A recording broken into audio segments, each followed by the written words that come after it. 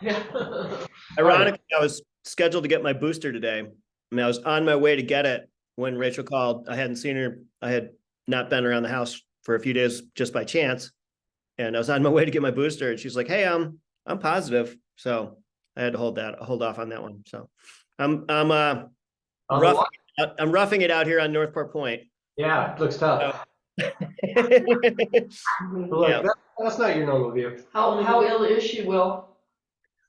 She was mild until later this afternoon. I was trying to get her to take the Paxlovid and she's like, no, I don't feel that bad. And like around 5, after it was too late, she's like, I should have taken the Paxlovid. She feels pretty lousy right now.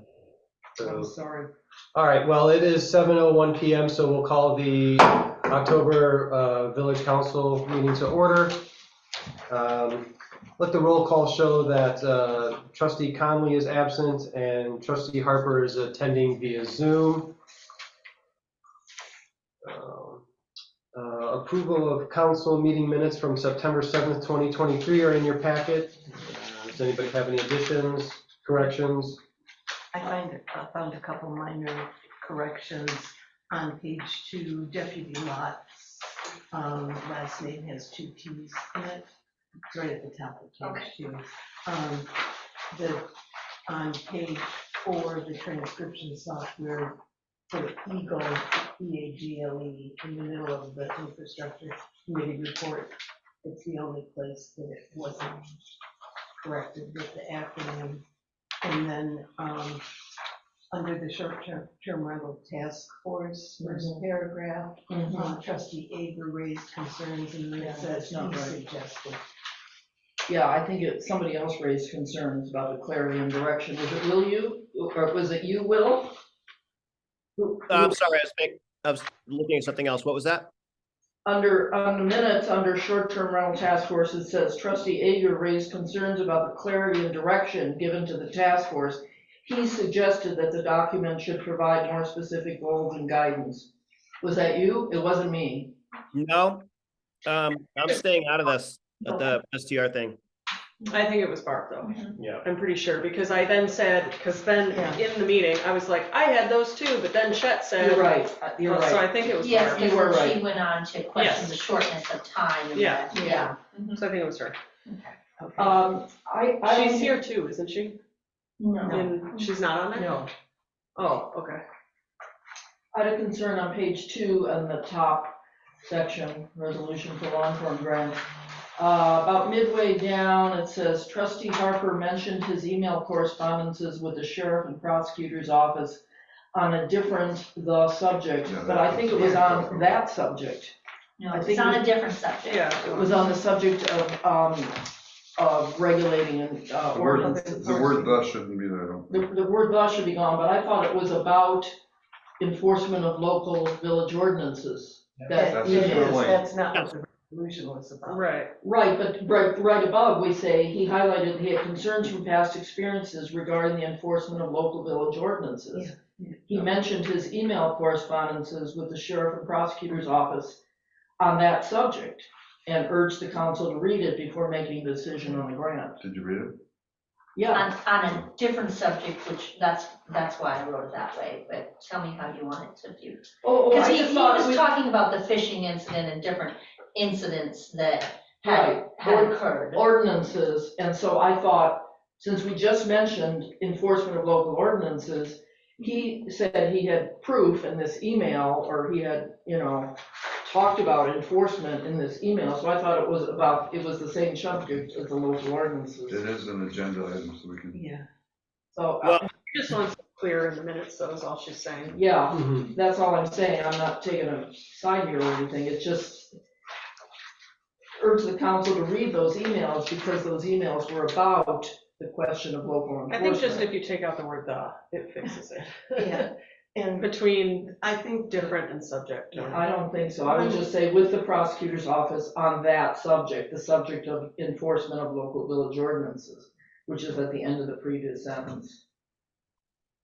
but the resolution that we were considering had nothing to do with enforcement. of Correct, ordinances. But the sentence prior. the sentence prior Okay, is that Will says he's concerned because of enforcement of local ordinances, and he wants us to look at emails about that subject of enforcement that he has exchanged with the. If I may, my inference was that the two should be related. And I actually, when we get to the next item, when it comes to agenda, I'm going to ask that that item be removed. But continue with your minutes approval. So I just think that the sentence starting trustee Harper is tightly linked to the previous sentence. And saying it's about a different subject, well then why would he want us to read it if it was about a different subject? It's about the subject he raised. As I said, the point I was trying to make is that they should be related. And that before we agree to one thing that benefits the sheriff, we should maybe get some benefit for ourselves, which we are not currently getting. Exactly, I understood that then and I understand that now. I'm just talking, am I the only one Well, that feels this way? If I I am, don't I'll think you shut should up. get held up on it, but if you want to make a suggestion of, because, I mean, these have been available for I a know, long and time. I just, so- I'm sorry, 3 I just weeks. read them today, but, So, they are, if you want to make a suggestion, or I can strike that sentence. or I would say, mention in his email correspondences with the sheriff, his email correspondences about the enforcement issue. Okay. Sure. And urge the council to read those before making a decision. That's fine. I'm sorry I didn't read them earlier. Just have one thing. I think that it's spelling Ross Hammersley's last name wrong. Does it have 2 M's? So if you just correct, I'm sure Otter can fix them all. But there's a few Oh, spots. throughout, okay. Yeah, there's just a few things. Okay, I move the minutes be approved with those small corrections. Second. All right, moved by Susan, supported by Hugh to approve the council minutes from September 7th with those corrections. All in favor, say aye. Aye. Opposed? All right. Approval of agenda amendments, additions. Does anybody have any?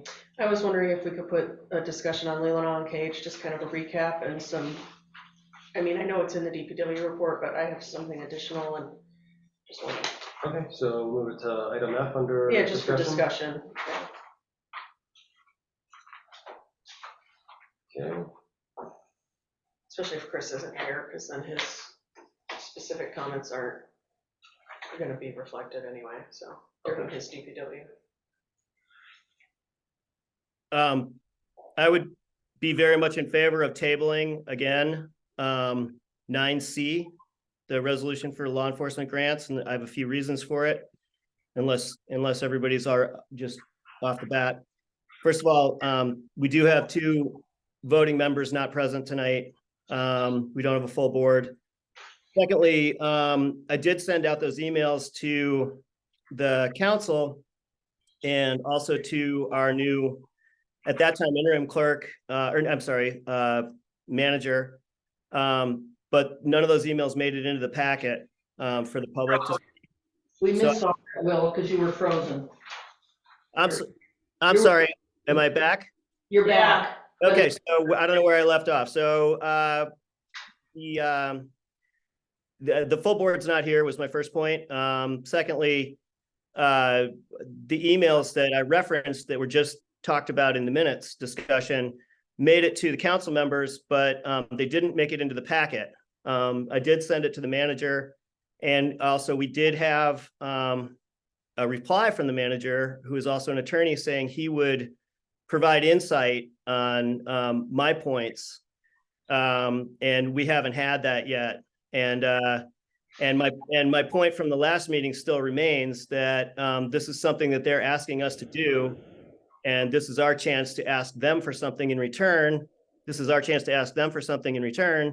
And I think before we vote on this, we should get the emails that I had from the prosecutor's office into the packet for the public to see. And I think we should get an evaluation from our attorney / village manager. So I would prefer if you guys would take that off the agenda for tonight, 9C. I disagree 100%, so that's all I'm gonna say. Doesn't surprise me at all, Hugh. I think we can. I would support tabling it, but I think we can hear from the village manager during a discussion. Yeah, can we leave it as a discussion item, but not take any action? Would you be able to provide your insight now so that we Yeah. could think about it? Let's leave it on the agenda, and we may table it after discussion, but.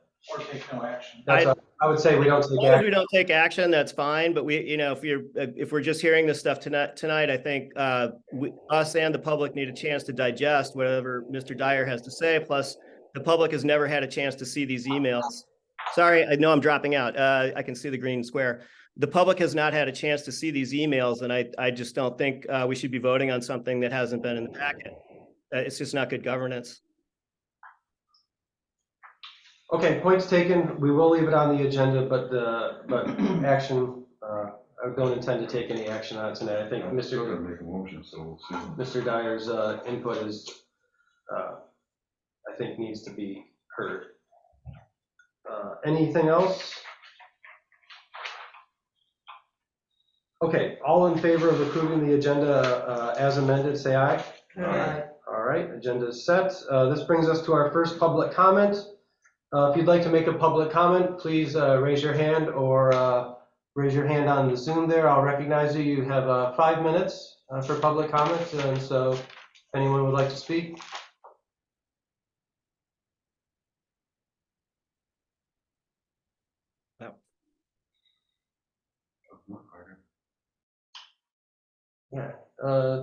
Hearing no takers at this time, we'll move on to our correspondence. Any correspondence? I have none. Okay. I did receive a phone call today from Lieutenant Dwayne Wright in regards to some uncaged stuff, but since we do have an agenda item, I'll save his comments and everything for that discussion, if that's all right. I also, received a email from Pamela Graff just late in the afternoon, so reading it quickly, it was about public parking in the downtown area and owners not using parking spaces that the public should use, but it was a long, complicated, so I'm sorry I didn't bring it. I should have. It's a very common issue in small towns. I'm sure I know exactly what you saw. All right, we'll move on to our staff reports. Potential action items. First up is the clerk. You have our financial reports from myself and our treasurer. And then I did print out a report. I think we're gonna, after meeting with finance next week, and talk about moving forward with our budget amendments, which we can clear those up, what I have listed there. And if you had a chance to look on the back, I did address the fact that, yes, it is October, and we need to start thinking about fundraising for, tree lighting. How much do we need for the tree lighting? It's close to 7,000 just to put them up and down. You're going to say, well, I take that back, 5,500 is what we typically need to place the lights up and then replace any damaged lights. Have you ordered new lights yet, or No. Okay, and have you talked to the Mitten about coordinating, or not yet? Not yet, no. Okay, Mhm. I think that it would probably make sense for us to think about, I don't think we have in the past, but having a contract with the Mitten for use of the tree. I mean, it just seems to make sense, and explaining who's paying for the electricity, so that is covered in writing. Just because I know that that's been covered in the past, but to have it just be word of mouth, I don't think is a very good way to do that. As well as then it's a document securing permission from people with the authority to do that. I just think that would make sense. And would the contract legally be with the Mitten or with the owner? Well, for this year, my understanding is that it's the Mitten, It's Mitten. and with the village, because their lease, my understanding is goes to January 7th. So I think that it is up to them if it's happening or not, which I assume that they support it because it brings them a lot of business. I did speak with the owners of the Mitten, Chris Andrus, about our Halloween hot dog event, and They ensured us that we can have the event on the property. The business will be closed, but we will have access to the indoors. Oh, nice. For restrooms, you mean, just? The storage of food. Yeah, yeah. Bring that's, in and out. Okay. Do we know why they're closed on Yeah, Halloween? it's an employee wedding. Oh, that's right, I know that. And then I have a couple questions on the bill pay sheet. Do you want me to ask now or later? Okay. The first one is the Advantage Electric streetlight. Is that the streetlight at the corner? It is. So is that one was gonna be covered by insurance, I thought, the people, And it so is was. that, it's reimbursed, okay. We were paid in full already. Yep, Mhm. okay, that's what I figured, I just wanted to check. And then just one other question I have out of curiosity, the Leona Enterprise publication, was that one notice and that was the cost for it? I would have to look. The main reason I'm just asking is because in finance, we've been talking about all of these things that have to have notices put out, and we're trying to be sure the fees cover it, and if that's what it costs, I don't think we're covering it.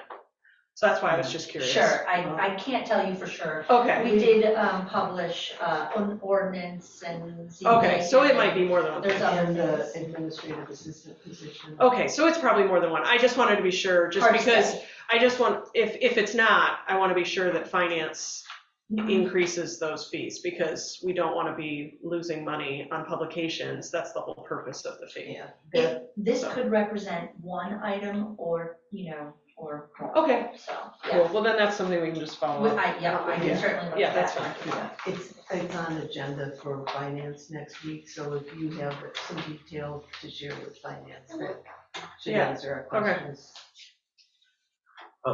We do have one person in the waiting room there. Thanks, Joe. Oh, no, there's Oh, two. two. Okay, any other questions for the clerk? All right, we'll move on to treasurer, deputy clerk Cindy Edmondson. Cynthia. She's there. Uh-huh. You have my report. The taxes have wrapped up and been sent to the county with 37,000 and a half in delinquent. Out of the 500 and over 50,000, we did pretty well. We collected 525,000, which includes assessments. If you have any questions, I'd be happy to answer them. Cindy, do you have any idea how many households this is, the delinquent taxes? I believe 37 rings in my head, so I don't think I have a sheet with me today. Curious. Yep. I can get that information to the village council. Certainly. Okay, thanks Cindy. DPW report. I don't think Chris is here to, oh, Zoom user. Zoom music. All right, got in a little bit late. Hope everybody has my report in their packet. And any questions, I'd be glad to answer. I have one brief question. Why should we remove the stumps, would you say, of the trees that were taken down? Because I really think that it's a bit of a safety issue. They can still be hit by a snowplow, whether it be on the highway department or us, or somebody can run into them. They're quite large, sticking up quite proudly. And also, I think it just looked better. I've talked to several property owners that they border on. A couple of the folks want them left in place for planters or such. But I had inquiries from a few other property owners saying that they would like to have them removed. And I understand that because they're a great big eyesore. Consumers Power doesn't remove stumps when They they take trees down. So I just wondered, since it would cost us a bit of money to have that done. I think there are many people who do stump grinding anymore, are there? Yeah, there's several. I've got was in contact with Siler's Stump Grinding out of Traverse City. Be about $300 per stump. That gives us a total right now to remove 6 of them. So you want to remove 6 stumps? Yes, Okay, and I guess so. Count on Joni. See, we have left in the tree fund. And again, I've really pressed MDOT to kind of, maybe potentially pay for this since it was in their corridor. They paid the big ticket items, which, as I say in my report, that we were really concerned with safety issues more than anything with those big trees that were dying. that would be great if MDOT paid for the stumps too, Yes, but they're not going to. No, they won't. They We won't. no, tried. not their policy, Okay. unfortunately. Got it, We talked to him in infrastructure and he can't convince them. okay, okay. Chris, are you gonna stick around for the whole meeting? We'll try to see how I feel. Just Are you ill also? not feeling well at all. No. We're just gonna have a discussion on Uncaged. We probably need some of your input as well. Okay, I'll stick around. Anything else for DPW? All right, just a reminder about that fire hydrant flushing on Wednesday, the 11th. Correct. Watch washing your whites. Yeah. Okay, next up, Marina. Bill? There we are. Hello, everybody. You have my brief report in your packet. The only holy cow was Leelanau Uncaged. And I know it was a holy cow for a lot of people. But man, I've never seen so many boats in 2 days in my life. We went from 80% empty to 98% full in 2 days, and it was a holy cow. Great event for everybody. No incidents. It was a fun weekend. Good, thank you for Yep. your You know, Susan, you asked a couple of questions off-site about what the impact of those boaters is on the economy and Uncaged, and those would be really interesting questions to answer. The DNR does have some analysis available, and I've kind of reached out to them to see what might be available economic impact wise. We'll see what they come up with. Oh, I was thinking more of, the fees, but I guess the fees they pay for the slips are minimal, you said. Absolutely minimal, because we're at off-season rates.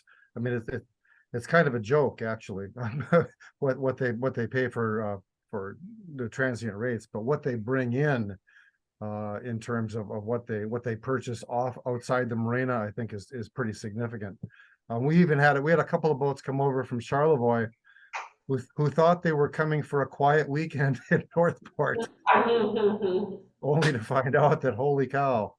So, but it was a lot of fun. It was really a lot of fun. Thank you. Yep. And we also have Chris, the issue of approving rates, seasonal and transient rates for the marina for next year. Were you wanting to take that up now? Yeah, it's on the agenda here under Marina, and so yeah, that's something we can discuss. We have the items in our packet to review. Okay. So we can. Sure.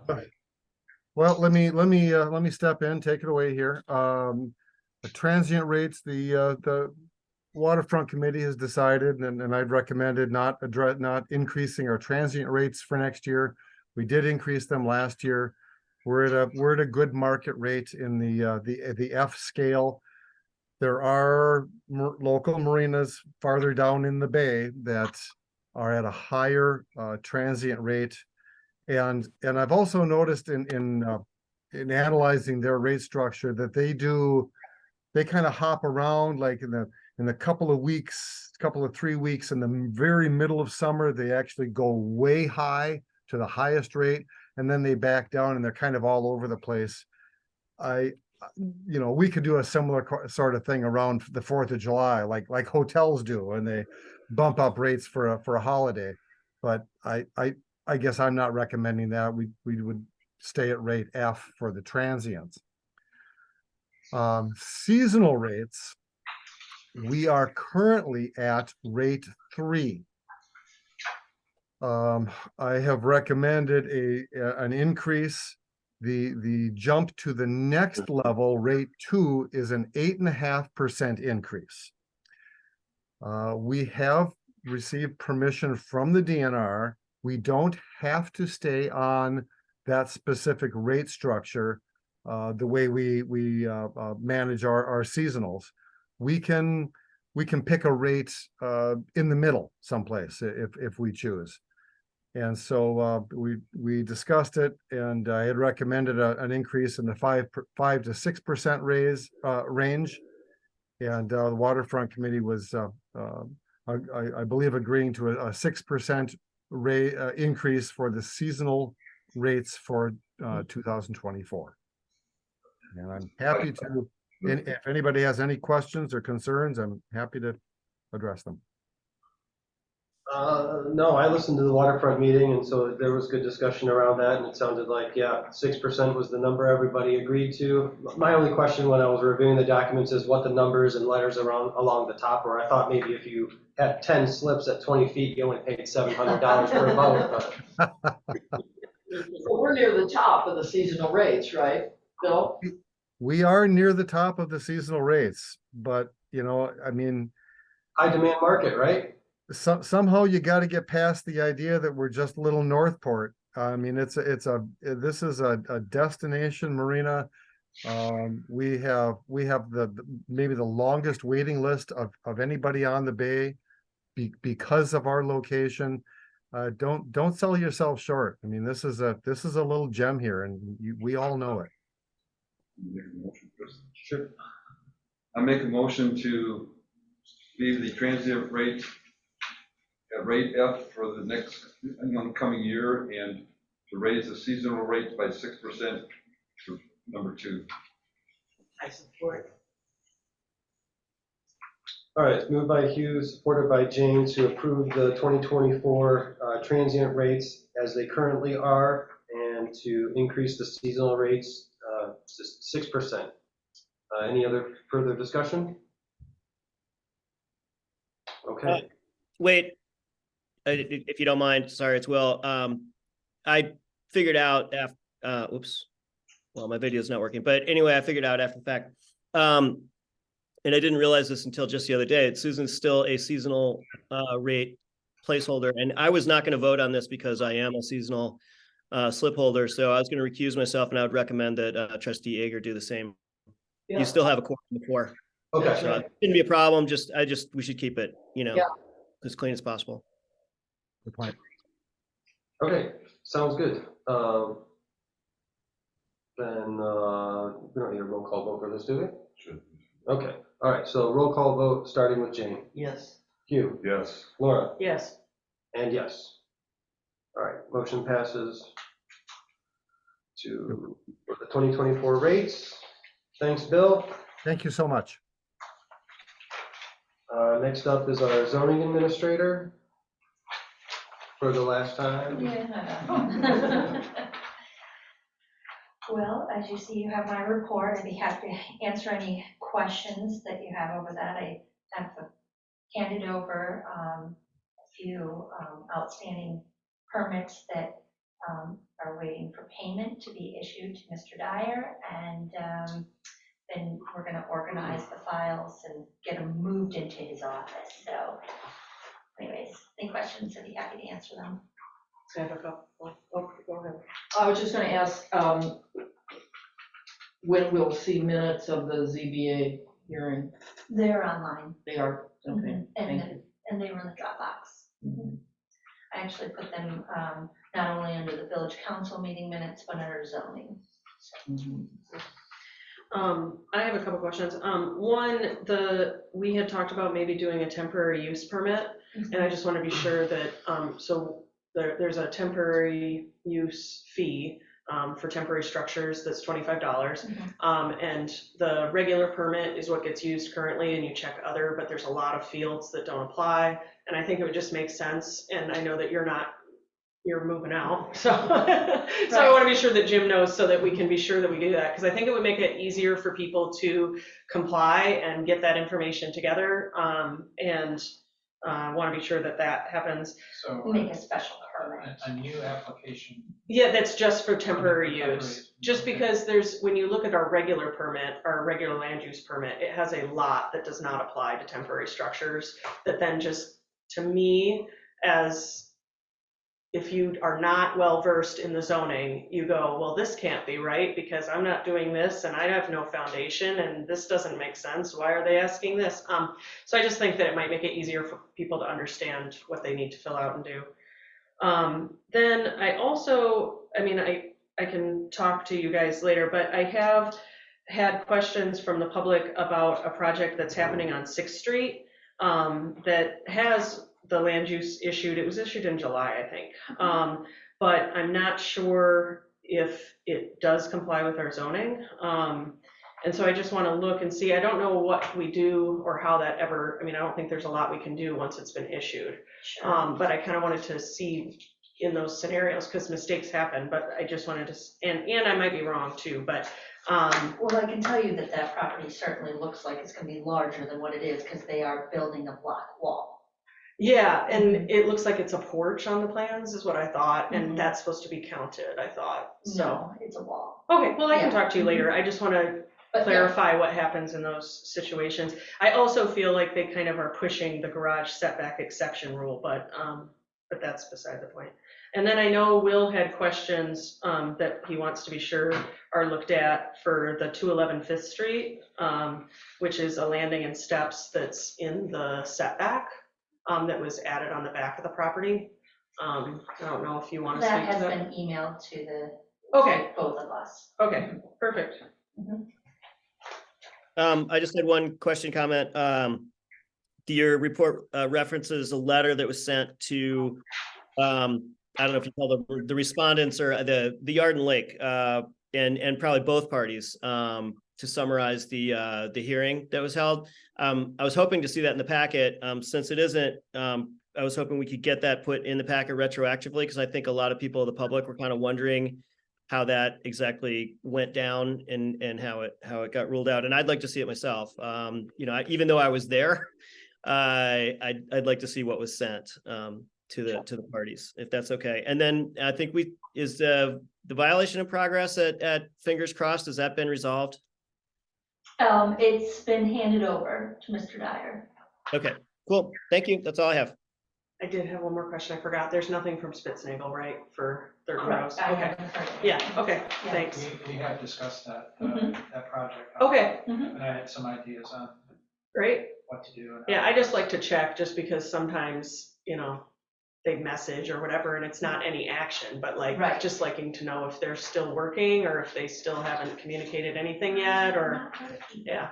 And then I was very pleased I saw the email before and you have it in the report about the hospital, but that's really exciting. I made sure to get it in there. so- Yeah, it's exciting. I said I would. Yeah. Yeah, Kyle told me they're getting quotes, bids now on. that's exciting. Yeah. Good. Yeah, All right. Thank you, Joni, and just want to say thanks for your time serving as our zoning administrator. Yes. yes. Thank you very much, Joan. All right, next we'll move on to village manager.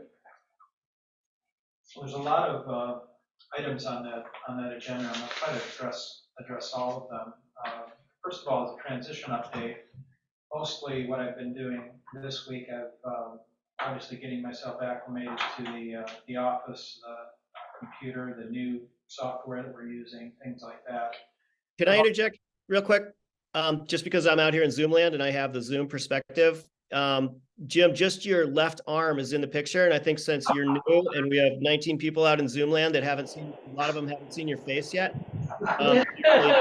It'd be really nice to let them know who this person off camera is. Thank you. I didn't mean to interrupt you. I apologize, but I think it's for the better. Turn Barb Conley's nameplate down, because that's not you. That's a good idea. Okay.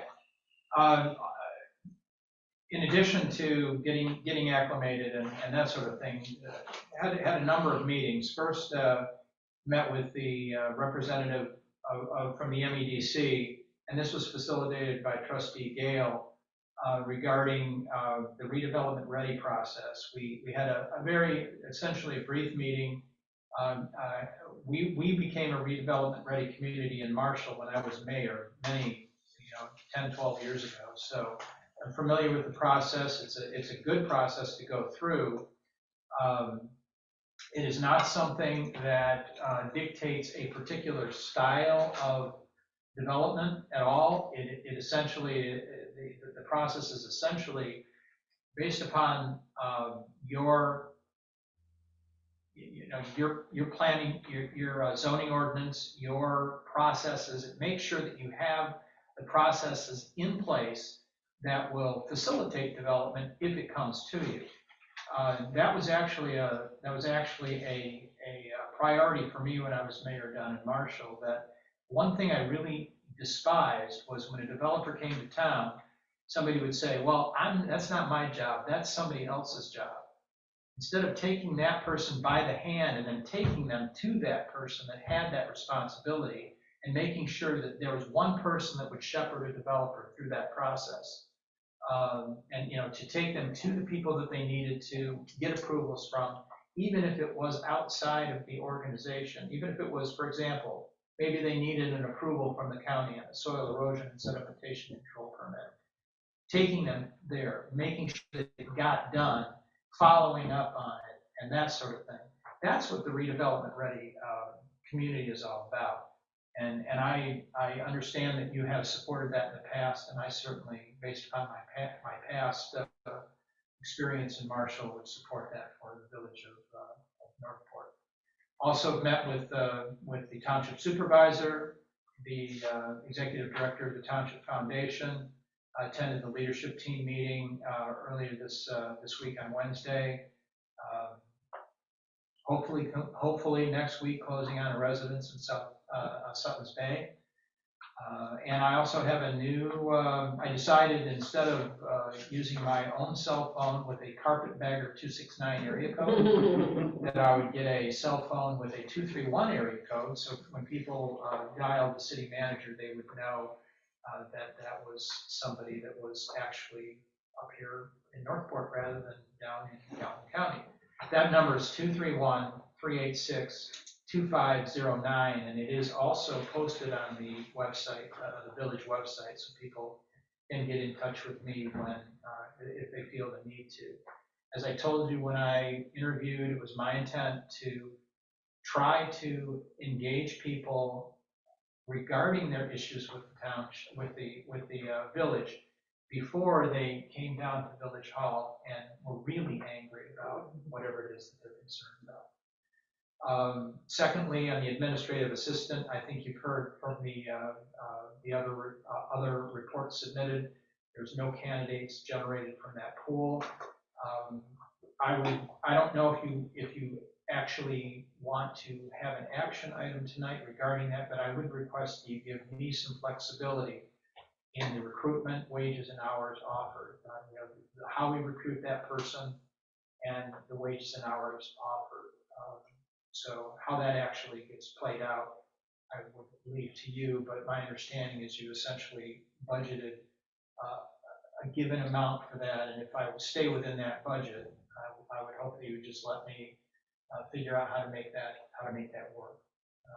That's consistent with what Employee Relations is recommending in our report. Like I said, I don't know that, I understand what the budgeted amount is, and within those parameters, if you permit me to just take some flexibility to make that hire happen, I would like that flexibility. The third item, the budget year ordinance,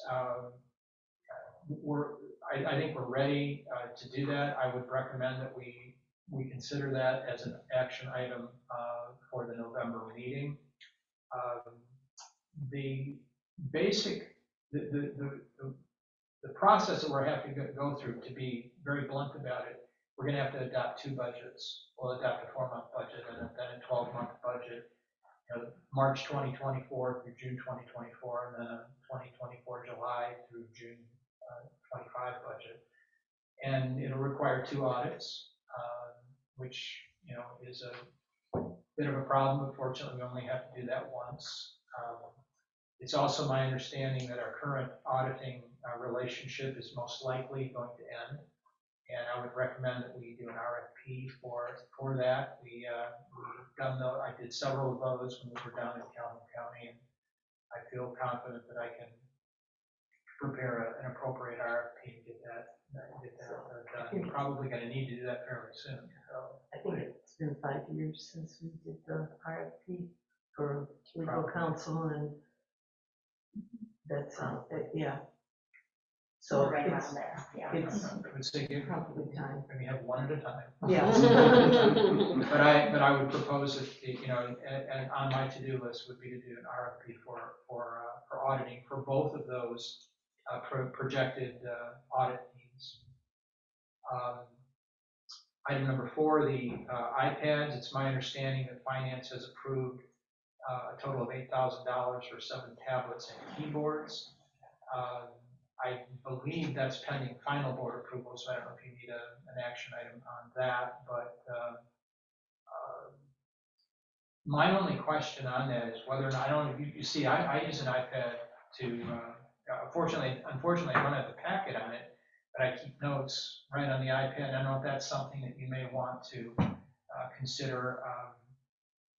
In Calhoun County, we use actually a agenda preparation and note-taking program that also that actually helps manage the meetings as well. And that's something that you maybe not in your current budget, but you may want to consider in the future. And what I would like to do is get a few proposals as to what that might cost and how that might play out. But I don't know necessarily that you want to delay the implementation of the iPads, because that would be something I think that would be useful for all of you to, rather than have the paper packets delivered. The other thing that I would like to move to is, even if you don't adopt a agenda preparation software, that we end up giving you a packet that is complete well before the meeting.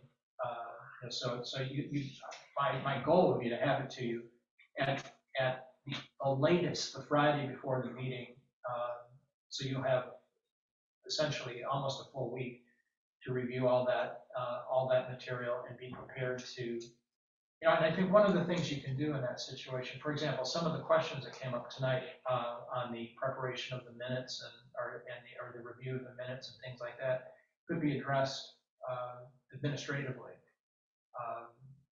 And if there are things that you want off the agenda or added to the agenda, the sooner we get a packet out to you, the more likely we can handle those things, not at the meeting, but before the meeting, so you're prepared for, to hit the ground running when you're in your meeting itself. Next item, the council sound system. I understand that there is some issue with the public hearing when there's public comment and comment from the board members. I understand that you would like to have a better sound system. I've suggested that I can take on that task and get some proposals to you as well. For the next item, the pilot ordinance, essentially that is still with the attorneys. I've had a chance to take a brief look at it today. I'm not satisfied that I understand it well enough. I probably am going to want to meet with the village attorney about that. But I would anticipate being able, at least to have a recommendation by the November meeting, whether we adopt that now or not. Finally, on the Mill Pond update, I think that was discussed in Chris's DPW update, so I'm not going to go into any great detail about that. It's basically we've submitted our plan, our essentially compliance plan to Eagle, and we're pending a receipt of a response from them.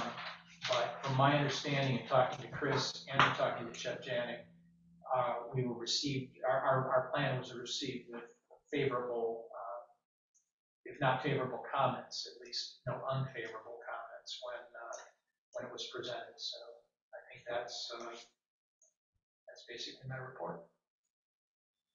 If there's any questions, happy to answer them. I could make a comment because I haven't attended via Zoom for quite some time, but there is absolutely no issues with the audio tonight from any of the board members or anyone that has spoken to give a report. Nobody from the, there's been no public comment so far, but the audio here is clear as a bell. I don't see what the issue is on my end. And I'm just using a regular laptop. So we only have one member of the public here. When there's a larger crowd, there's ambient noise that could contribute, but it's good to know that. Yeah, that could very well be it, Jane. You've got an empty room there tonight, and that isn't always the case. But yeah, that's. Carl's here. Yeah. No, I listened to the waterfront committee meeting, and it just seems like when people start talking over each other, that's when it becomes inaudible. But when people are just speaking, regularly, it seems like it's plenty clear. That can also be a function of managing the meeting to prevent that talking, that problem of talking over individuals. That was always a challenge for me as mayor and marshal. So. Chris, can I just jump in for a second? Yeah. Because Kent was looking at several options for, a system in there. And back to what Jim said too, if everybody ends up with the iPad, then the mic could be basically Bluetooth. We could do something a little bit different. If everybody is going to end up with an iPad opposed to an overall system, it might work better. But I echo what Will said. I can hear you guys fine. All right. I guess just quick, is it your recommendation that we move the iPad tablet option to an action item? And I mean, we have a budget. Yeah, finance. I think you probably should do that because you have not had the full board approve that expenditure. So yes, I would recommend that. All right, so I will, in addition to the discussion potential action items under G, we'll put iPad purchase. It has been discussed a number of times by the full council, so it's not a new idea. Okay. Yeah. And with that, I will move to my incognito spot. All right, thanks, Jim. All right, committee reports. First up, employee relations. You have my report. The main thing we did discuss, one, potential benefits for part-time employees, and that would be for all part-time employees. The big thing, though, is the compensation for the office assistant, and the committee recommends giving flexibility to the village manager in terms of hourly pay and hours worked for the hire. So sort of what you were talking about is what we're thinking as well. Excellent. As well as discussion of benefits of reimbursing a person for healthcare benefits in some way, in some partial fashion.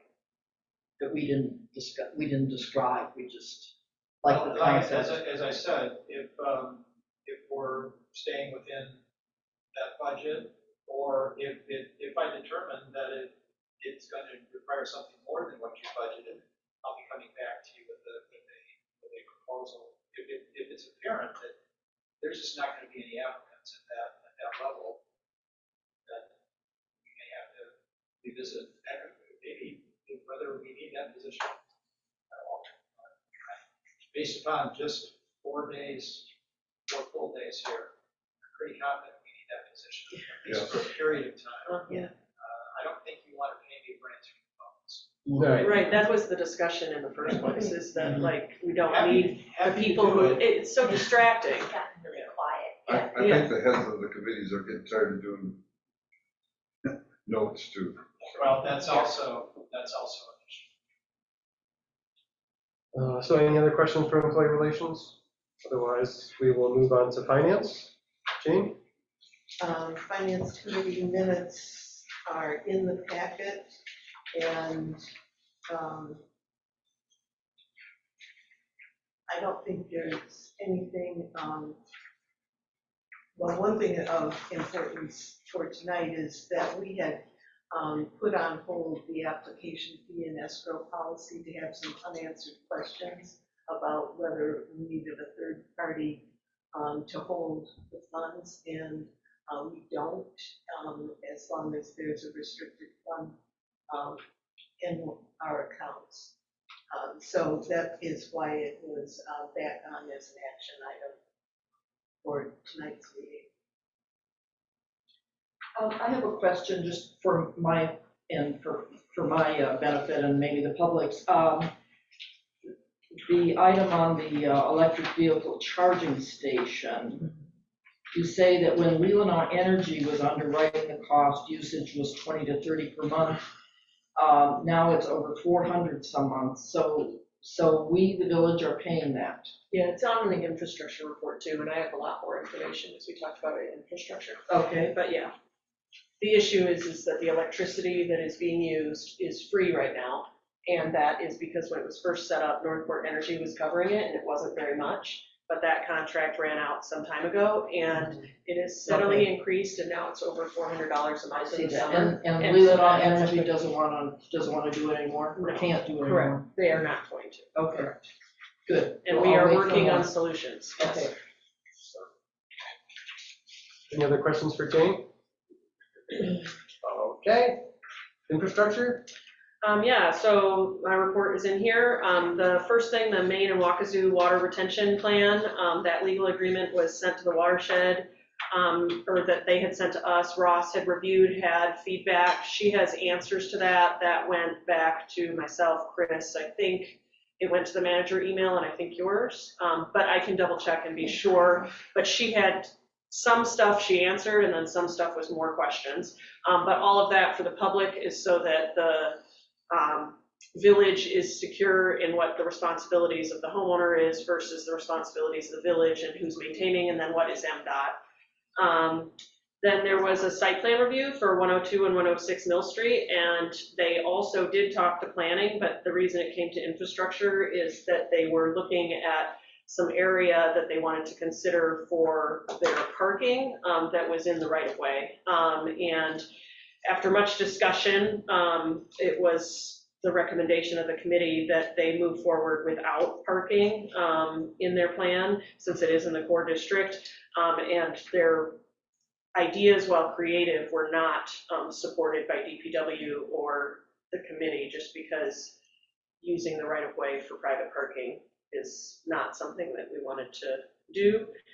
There's a bunch there that is the DPW work, which most of that was in his report. However, there is one thing I want to highlight, the GIS mapping. That's something Chris Holton had been working with Chet a little bit on, trying to see, ours needs updating.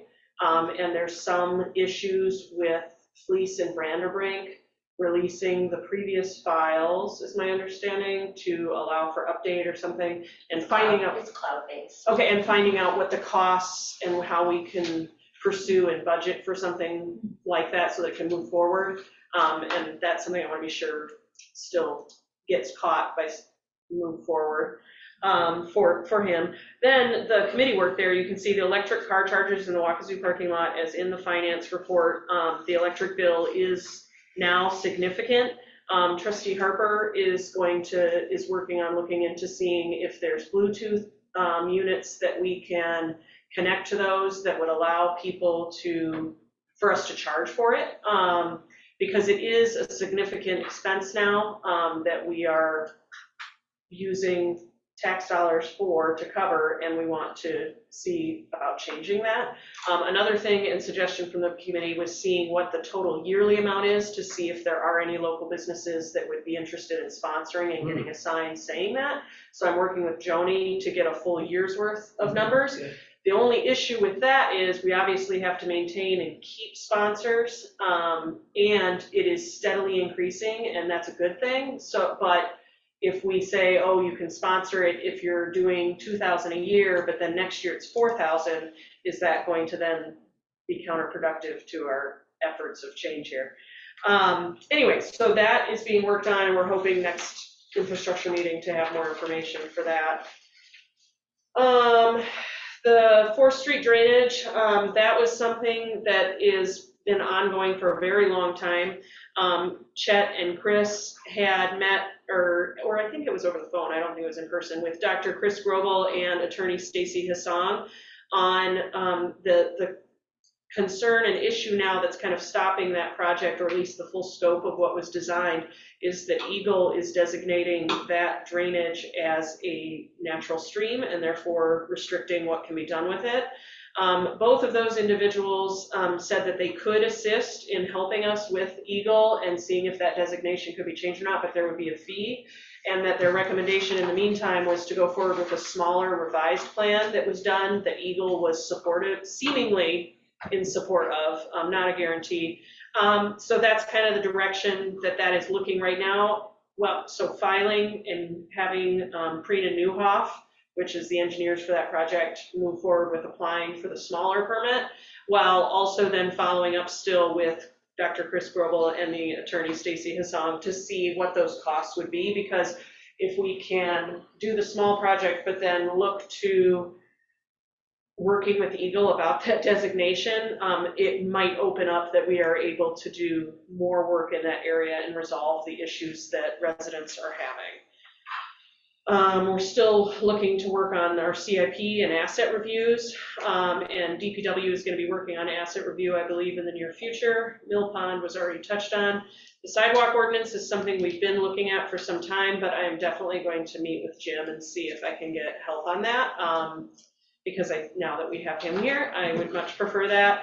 The Rose Street culvert in finance next meeting, I believe it's on the agenda I have grants that ready to look at and see if we can start discussing in finance and see what help we can get there. And then the water rates is on the agenda as a discussion item. All right. Any questions for Laura on the report? Okay. Waterfront. We had a very long meeting. Most of it was taken care of by the Northport Beach Association and Kurt Richards. As far as we talked about South Beach and Hazard Park or North Beach. First off, in South Beach, the association would like to see buoys all the way out equal to the break wall. We ruled or had a consensus that was too deep, that we had set them at 5 feet. What we would utilize is 3 swim area buoys on the facing east, and with orange floats in between them at 5 feet, and then come on the south side all the way to the shore with orange buoys as well, so that we have a designated area, plain and simple, 5 feet, no boats allowed in there. And Is that for the sailing school? no, this is, the sailing school would be outside of the buoys. Okay. So the buoys on the south, would those come all the way to the shore? I think then? fairly close to it, Okay. yes.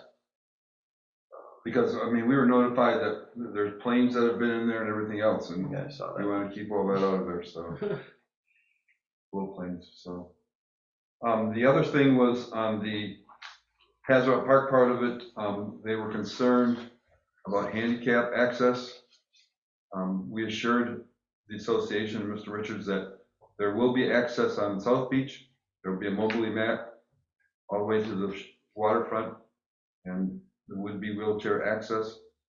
He was concerned about Hazard Park, and then he was also concerned about if there was access, they would like to see a sidewalk from the access area all the way to the bathrooms, and a cement sidewalk type thing so they can wheel the wheelchairs. We, the committee, didn't really like that idea, but we wanted to discuss it here with the whole council. The other couple things that were brought up were already handled by the president in a letter to Mr. Richards as far as dogs on leash and the smoking incidents. So, but it's open for discussion. I don't, I know where the committee stands, but we as a council need to take a firm stance on this, so.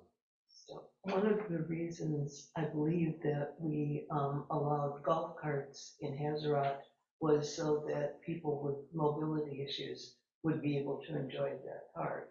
That's correct.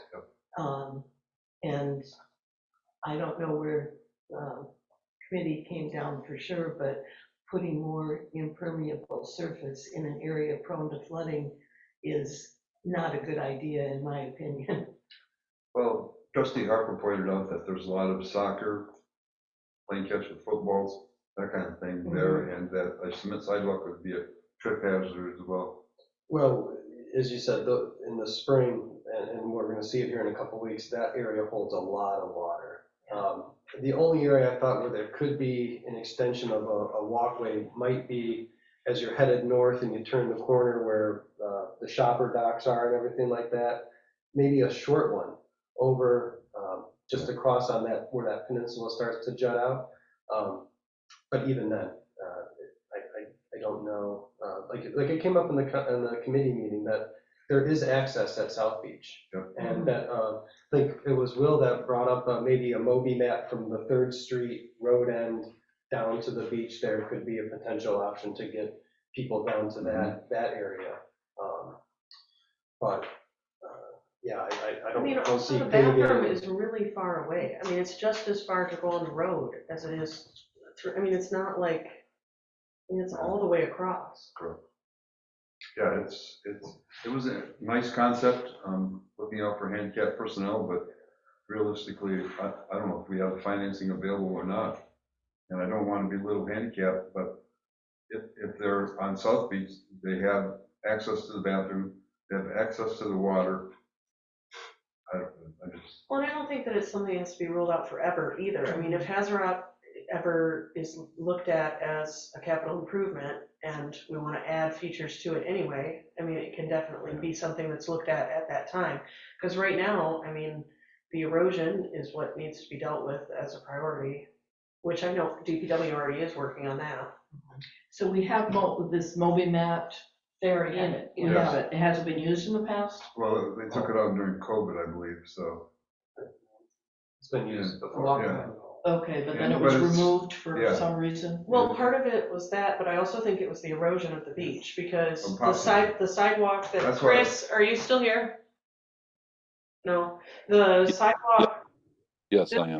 Moby mat go on the sidewalk that has been eroding into the water? Right. Again, we lost almost 35 feet. And so we have the mat, and it became kind of problematic with the erosion and whatnot. So we do have a 50-foot, I believe it's 50-foot Moby mat Mhm. Mhm. that we could, lay up on the side, the existing sidewalk at South Beach, and it would extend down into the water. Mhm. Okay. That was part of a grant that we received. So is that the plan for the spring to do that? We were assured by DPW that would happen. Yeah, they're gonna have to do some work, I think, with the concrete that's there because of the erosion and it's Yeah. moved it, but Okay. then they're gonna do that, I think, in the spring is on their list. Good. Yes. Thank you. It's a start. Okay, Parks and Trails did not meet, so no report. Planning Commission? Yeah, unless she drops them, since I last looked in Dropbox at 5 o'clock, we don't have the planning commission minutes in your packets. But I'll let you know that we did have the same informal preliminary site plan review that infrastructure had. We are working on the zoning ordinance updates, and that will be discussed later. We have bill to pay in order to proceed working there. The primary work of the planning commission at the last meeting was to go through the master plan and identify where updates need to be made. And there's been discussion of a survey of members of the public on what their thoughts and preferences are as far as their vision for Northport in the future. The Planning Commission will hold a joint meeting with the Township Planning Commission on October 25th. This will be our second joint meeting this year. And in our review of our master plan, we are utilizing the results from the township's survey that they conducted because it included village residents. So we're using that information as part of our updating process and looking for similarities in the master plan where we can align both village and township priorities. We are attempting to do that. And then finally, the tree committee has collected over $8,000 in bottle and can deposits since the second week of June. Go Bob. I know. I mean, every time I That's go a to recycle- JOB right there, to Yeah. take all those back. Yeah, he bought himself a truck, so that he can do it, he'll haul them, yeah.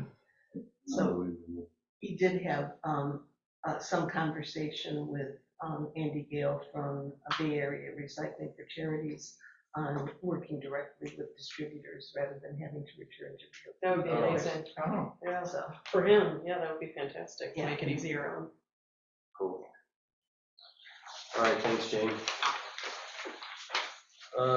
NLTUA did not meet last month, so there's no report in your packet. I will verbally report that one of the members of the NLTUA, Rick Cross, has resigned, so we're down to 4 members. So the township will be looking to appoint a representative.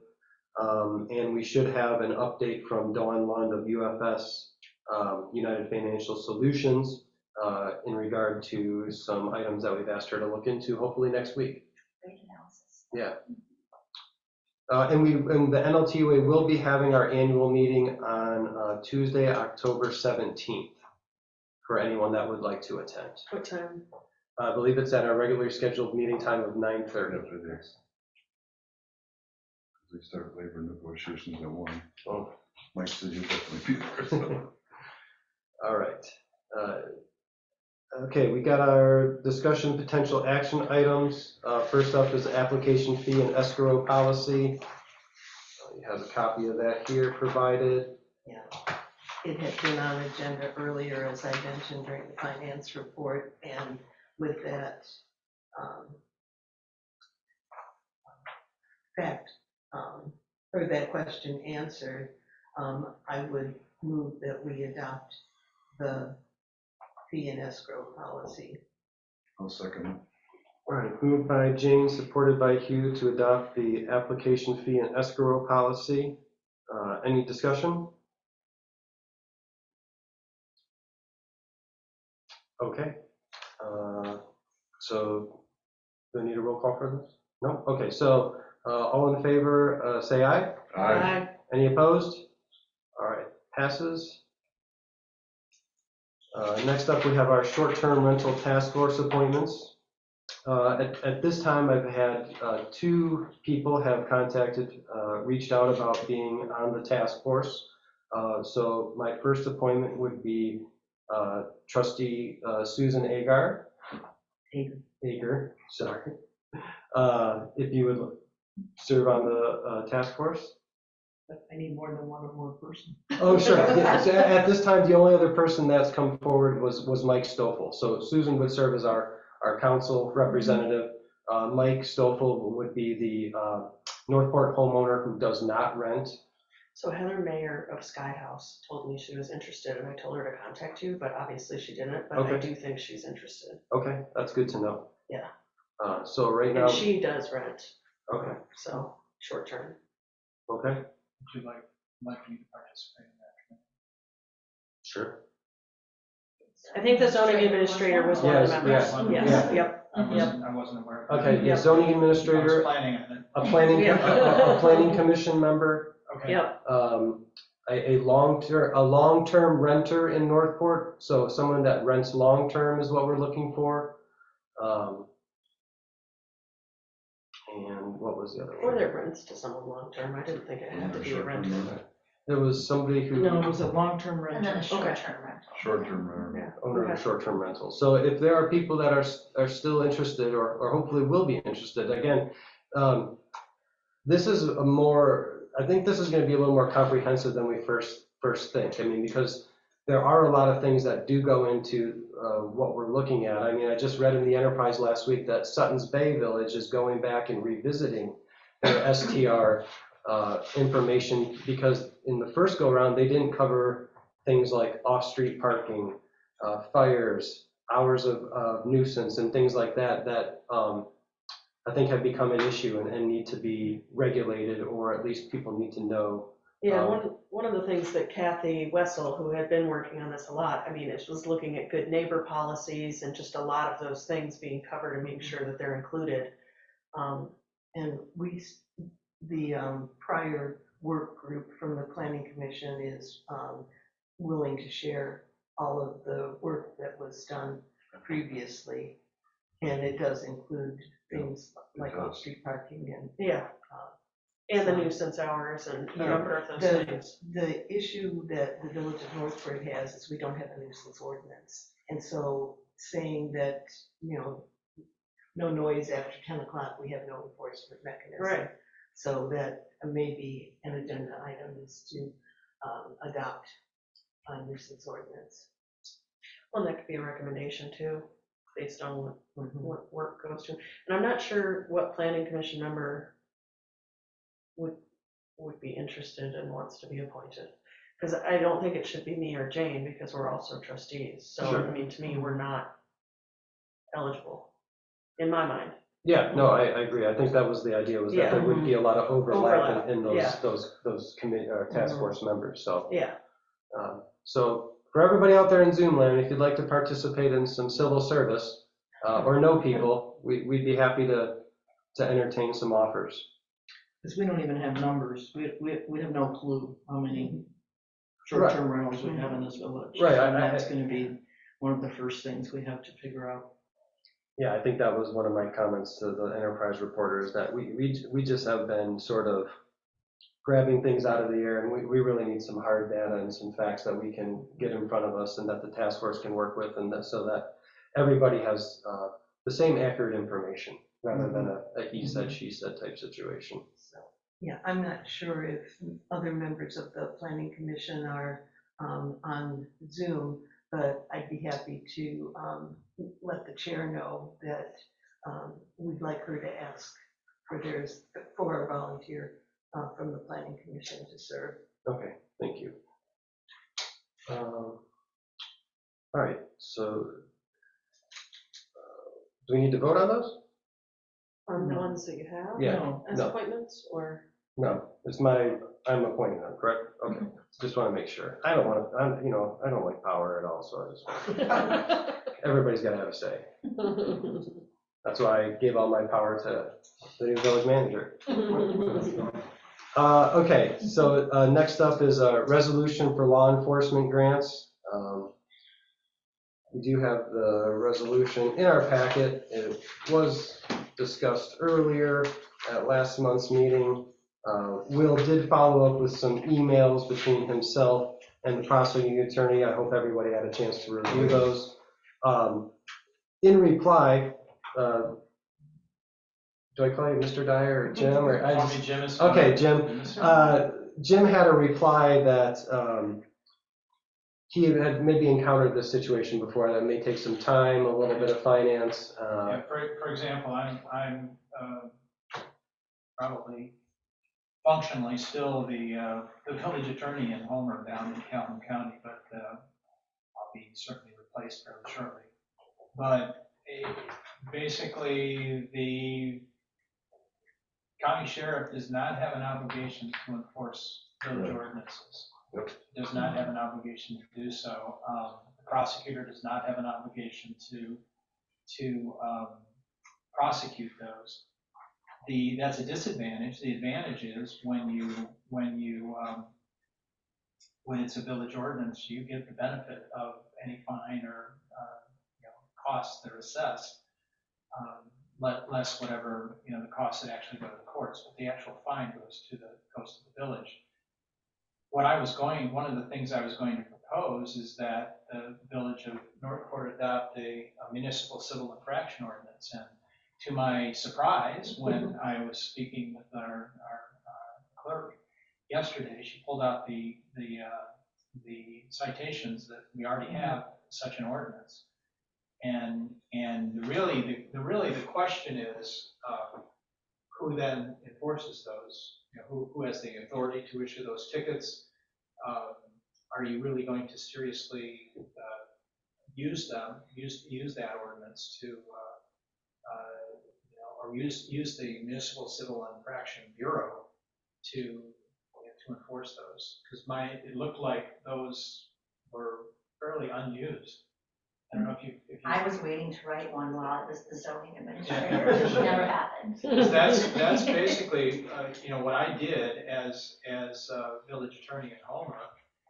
The zoning administrator would write the infractions, deliver them, and we would, a municipal civil infraction bureau can essentially adjudicate those tickets right at the local level. And then if there is no compliance, then they go to district court. And that's the advantage of, and they did not have a municipal civil infraction bureau in Homer. They'd write a ticket and they would get directed directly to the district court, and they'd be assigned to a judge, and that would be that. But I think that's probably your best solution for those kind of local ordinance violations. Now, the exceptions to those would be where there is a complementary state statute. The most obvious one is the driving while under the influence. That there's a corresponding state statute that the prosecutor and the sheriff can and will enforce. It is possible for for municipalities, even townships, to adopt a local or driving under the influence statute that corresponds to the state statute. But the reason they do that is so their local police department would be the only one that could enforce that. Now, you don't have that option, but there are many townships, villages, cities that do, and they have a local ordinance that then gets enforced. And again, you get the benefit of the fine rather than the prosecutor or the sheriff. So I can understand wanting to essentially, Send a message. take your pound of flesh. Yeah, send a message. I was going to say take my pound of flesh with the prosecutor and the sheriff in particular. Well, Jim, may I ask a question? Sure. So you said, and this is what stuck out to me, is you said they're under no obligation. But if we've got a couple of ordinances, like, a couple I can think of that are unique to Northport. One is you can't park a trailer that's not attached to, I think I just lost my audio. You can't, good, okay. You can't park a trailer that's not attached to an automobile or a truck overnight in the village. That doesn't correspond to a state statute. We apparently have no enforcement ability on that. And, the one that really prompted all this was we for safety, and I can show you damage to my own vessel for damage reasons. We don't allow fishing in the marina. And you say they're not obligated, but since these laws are on the books, since these ordinances are on the books, they could enforce them if they wanted to, correct?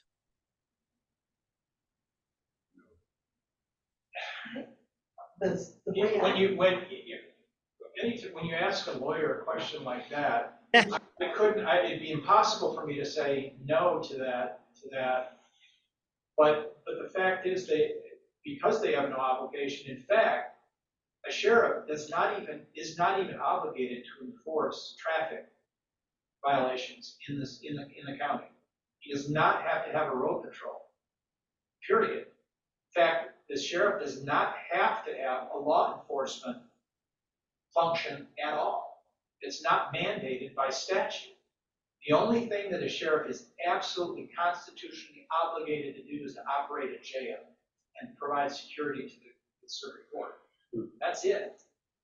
In terms of obligations, now there's not a sheriff. One of my very best friends is the Matt Saxton, who's the executive director of the Michigan Sheriff's Association. He will certainly tell you there's not a sheriff in the state of Michigan that does not want to have a law enforcement presence in their county. But again, they're not obligated to do so. So yes, it would be possible for them to enforce those statutes if they wanted to.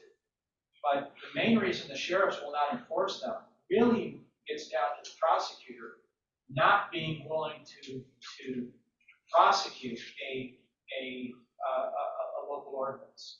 They will only prosecute, they are only obligated, they are representative of the state of Michigan and enforce state, well, the county, it's state law that the sheriff's departments enforce. And there might be some, I haven't looked into it, we had maybe a handful of ordinances in Calhoun County that were possibly enforceable by the sheriff, but they're very, very few. Like curfew in our parks, for example, would be one that the sheriffs would enforce. That'd be a very rare situation. They would enforce it through the county ordinance. Their primary function is to enforce state law. And Trustee Harper is correct. They could do it if they wanted to. It's just they have no obligation to do so. And frankly, most prosecutors will tell you, whether I agree with this or not, they'll tell you they are sufficiently overworked that they don't have the function, the capacity to take this on even if they wanted to. They'll tell you that. Well, my question is the fact that the fishing thing has nothing to do with this resolution, because the only people that would enforce that is the Department of Natural Resources, not the Sheriff's Department. Well, but we can enforce our own ordinances, and I'm suggesting that. Our ordinances allow fishing on both the breakwall and the riprap. But not the finger. Correct. As I understand. But it also says in there that once the marina is closed, you can fish anywhere. That's very possible. Correct. Yeah. So the question is, who would issue, in the village, would issue these tickets? Under the statute and our ordinance, the village president has the power and can assign or delegate to other officials. That's what was received in Mr. Harper's letter from the property. No. What I would do would be to review those ordinances and recommend provisions, or even the adoption of depending on how your ordinance is written, you may be able to designate that by resolution. The ordinances as written say they shall be enforced by the county sheriff, not in those exact words, but to summarize. And you made my point perfectly, Jim, in that they're not obligated, but we want them to want to. And this is exactly the kind of bargain that I would like. They want this grant from the state for their secondary roads, speed traps. They want this money, which could, I don't know how much it is, could be 100,000, could be more, but it's enough that they're pretty interested in it. And my point is, okay, you want that, we want our ordinances enforced, let's make a deal. And I think this is a very, very unique situation that we're in, one of the only times and the only way we'll ever have any kind of leverage over the prosecutor's office and the sheriff to get them to enforce the ordinances that we pass. Otherwise, I don't know what the point is in passing these ordinances. But I can tell you that the boats in the marina are getting damaged by people fishing against our ordinance, and our sheriff refuses to enforce it. But says they can fish. Well, ordinance 87. No, they can't, because the local ordinance based on the Village Home Rule Act supersedes the DNR in this case. The right to fish in open waters is not without limits. There are lots of places you cannot fish on Lake Michigan. There are several exceptions to the DNR. Clinch Park Marina, no fishing. And that is enforced down there. It's enforced by the Grand Traverse Sheriff's Department. I want the same from the Leelanau County Sheriff's Department. They just bought a $500,000 new boat. Let's have them use it for something. Where do you see that fishing is not allowed in the marina? Because it's in the ordinance that it is. When dispatch was called by our harbor master on more than one occasion, Sheriff Borkovich says, we are not responding to that call. We are not going to enforce your village ordinance. Flat out denied it. Flat out said, we don't care, Northport, pass whatever ordinance you want. We're not going to do anything about it. That did happen. But the village president or possibly village manager who acting as could enforce these civil infractions and these zoning ordinance infractions, correct? Good, and I would suggest that we should, if you have the ordinances in place, and you also have a municipal civil infraction bureau, use it. The practicality of that is, are you going to run MC numbers on boats? I mean, you're going to say, hey, sir, would you mind giving me your name? They're going to thump their noses at you and then drive away. These people were not from Northport that violated. These people were from other places that came into the marina and were fishing, and the harbor master told them to leave, and they thumbed their nose at our harbor master and said, no, we're not going to. And when dispatch was called on 2 occasions, Borkovich himself intervened and said, we are not sending responding officers to enforce that ordinance. Okay, Northport ordinance number 87, section 5, fishing. Fishing allowed on breakwalls and riprap at all times. The docks can be fished after the closing of the marina. There's no fishing in the fairways. Also, they flatly disobeyed the orders of the harbor master, and that is probably a state law. I don't know, but you know, it's kind of, I don't know, it bothers me a lot. Obviously. Well, it does that it's picking and choosing. Be bothered to feel helpless in the face of people doing what they're not supposed to do. But there's no way this would work to say to the sheriff's department, okay, we'll pass your resolution if you enforce our ordinances. And everybody Sure. shakes hands, and then next week the sheriff's office says, and then what do we do? Then what do we do? Hey, I'll explain to you exactly how I envision this. It's a handshake decision for now. It's a handshake agreement for now. If they refuse to do it next year, this is going to come up again in 2 years. They're going to want their grant again from the state. We're going to say, you know what? You didn't follow through on your part last time. We're not going to do it next time. So there goes your state grant. So they've got an incentive. That let us create an enforcement system. It's And not something we need to put in writing. I just want an agreement from the sheriff. Maybe he needs to come to the next village council meeting and explain his position on this stuff and give us some kind of a promise that he's going to give this council some kind of respect. I think that's one way of approaching working with the sheriff. I think another way might be for us to enforce our current civil infraction ordinance. And as Jim is getting acquainted with people that he'll interact with professionally, begin to establish a relationship with the sheriff and the deputy so that if things get out of hand, we may have an ally. That would be the approach that I would like to see the village take rather than bullying. The harbor master kind of tried that and it went absolutely nowhere. So, I mean, there may be more going on here than the council's aware of, but this has been going on for a little while.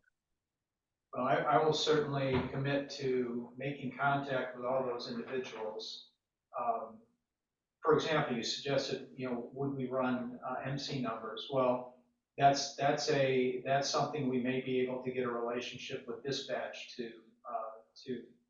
I'm not even sufficiently. It'd be Marine Patrol or Sheriff's Department. They're not going to answer us if we try to run MC numbers. Let me find out about that. Okay, fine. For certain, but you're probably right. But what I would suggest you do in this context, and I understand why Trustee Harper wants to send this message, adopt this ordinance with a provision that says it is the expectation at some point in time, it is our expectation that the sheriff will enforce our ordinances. Now, it's not enforceable, but at least you sent the message that that's what your expectation is. And you've done it in writing as an action by the full board of the full board of trustees. At least that's something that you could do. That, In other words, amend the resolution that they have put before us. And that's, we can look at that at the next meeting. Obviously, we agreed not to vote on this tonight, so We I'm haven't, satisfied there.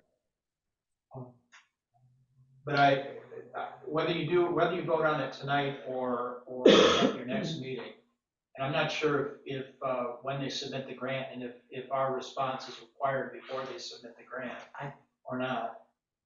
I thought there was a deadline, which is why he was here last month. I thought he said that it needed to be in by October 1st, but I may be misremembering. I don't remember.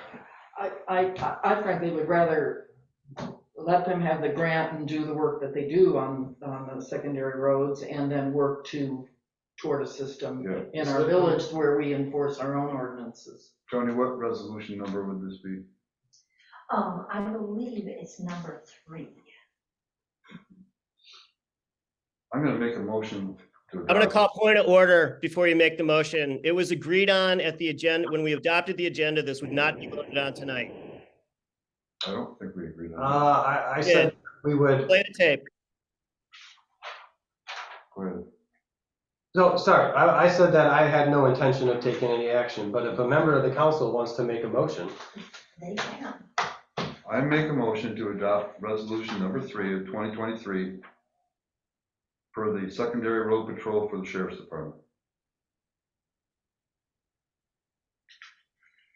Well, I second. So you would adopt it without the added language that Well, no, Jim I suggested? think we could. Well, first of all, you have to make a motion, and then To discuss. it can be amended for discussion, then it could be amended for that, but you've got, if it sounds like you've got a motion and a second. So we have moved by Hugh, Discussion. supported by Oh, we can have Susan discussion to too. approve resolution number 3, And I would like to 2023. suggest we add the Right. language that Jim suggested and that we approve it tonight. But couldn't we also talk about it again next month if we don't even know what the deadline is? I mean, and then Does next. anybody at that table, does anybody at that table really think that they're gonna read this thing once it's adopted and signed? Do you think this is ever gonna cross Borkovich's desk? Is to say, ooh, we changed the language to add this thing? You're giving away the only leverage you have for nothing. Are you willing to, The other are you thing willing that to hold up this grant for the whole county? It's not for the whole county, it's just for Leelanau Township, and I don't think it makes a whole lot of difference at Secondary road this point patrol in time. county. Yeah. For the whole county, I just saw that Sutton's Bay approved this, or one other Yeah, village it is, approved the this. secondary road patrol grants are approved on a Correct. countywide basis, not an individual township basis. Exactly. I can say that with a high degree of certainty, because we have one every year in Calhoun County, so I know that they're done on an annual basis, and they're done by countywide. That only strengthens my argument to hold off because it'll bring more attention to the situation. Well, and is it possible to table it for now, give Jim time to talk and see what option, We've got a what motion on the floor. I would support that. discussion, I'm asking a question I can't ask. I was just saying, is that something that could be done, and then we have a special meeting, like before a committee meeting or whatever? My only concern would be if there is indeed a deadline where the grant can't be submitted after a certain period of time. Okay, so after all. I don't know the answer to that off the top of my head. Yeah. I would be willing to approve the resolution, have us enforce our infractions, but also have the village manager work with the sheriff's department to try to come to some agreement where they may be able to assist us. We're not going to make them do anything. In reality, I mean, they could just say, no, we're not going to enforce them. For example, you could even to the point where the sheriff could potentially deputize, give a special deputy status to any number, if those people that are designated in whatever resolution we adopt to issue civil infractions, to have special deputy status, and could get that information to issue those tickets, to review the MC numbers, for example, to have that relationship with dispatch. There's a lot of ways to skin this cat, I suggest. Not that I have any problem with the idea of asserting the kind of leverage that Trustee Harper is suggesting we should assert. But in the end, I think you're going to get more cooperation from the sheriff by adopting this resolution than by not adopting it, particularly if it would prevent the entire county from having a secondary road patrol grant approved. I cannot tell you with any degree of certainty that that would be the case. It may be that all that the sheriff needs is a majority of the townships supporting it. I don't know that, because honestly, this was a routine request in Calumet County, but we didn't have the kind of situation that Trustee Harper is suggesting we have here that we need the leverage to resolve.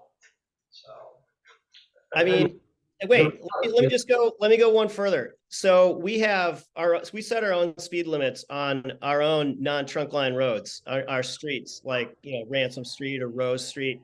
We set those at 15 miles an hour. Basically, what the prosecutor and the sheriff have relayed to me or inferred to me through the emails that I've supplied to the council, but the public has not seen, because you're going to vote on something the public hasn't seen tonight, apparently, which I despise.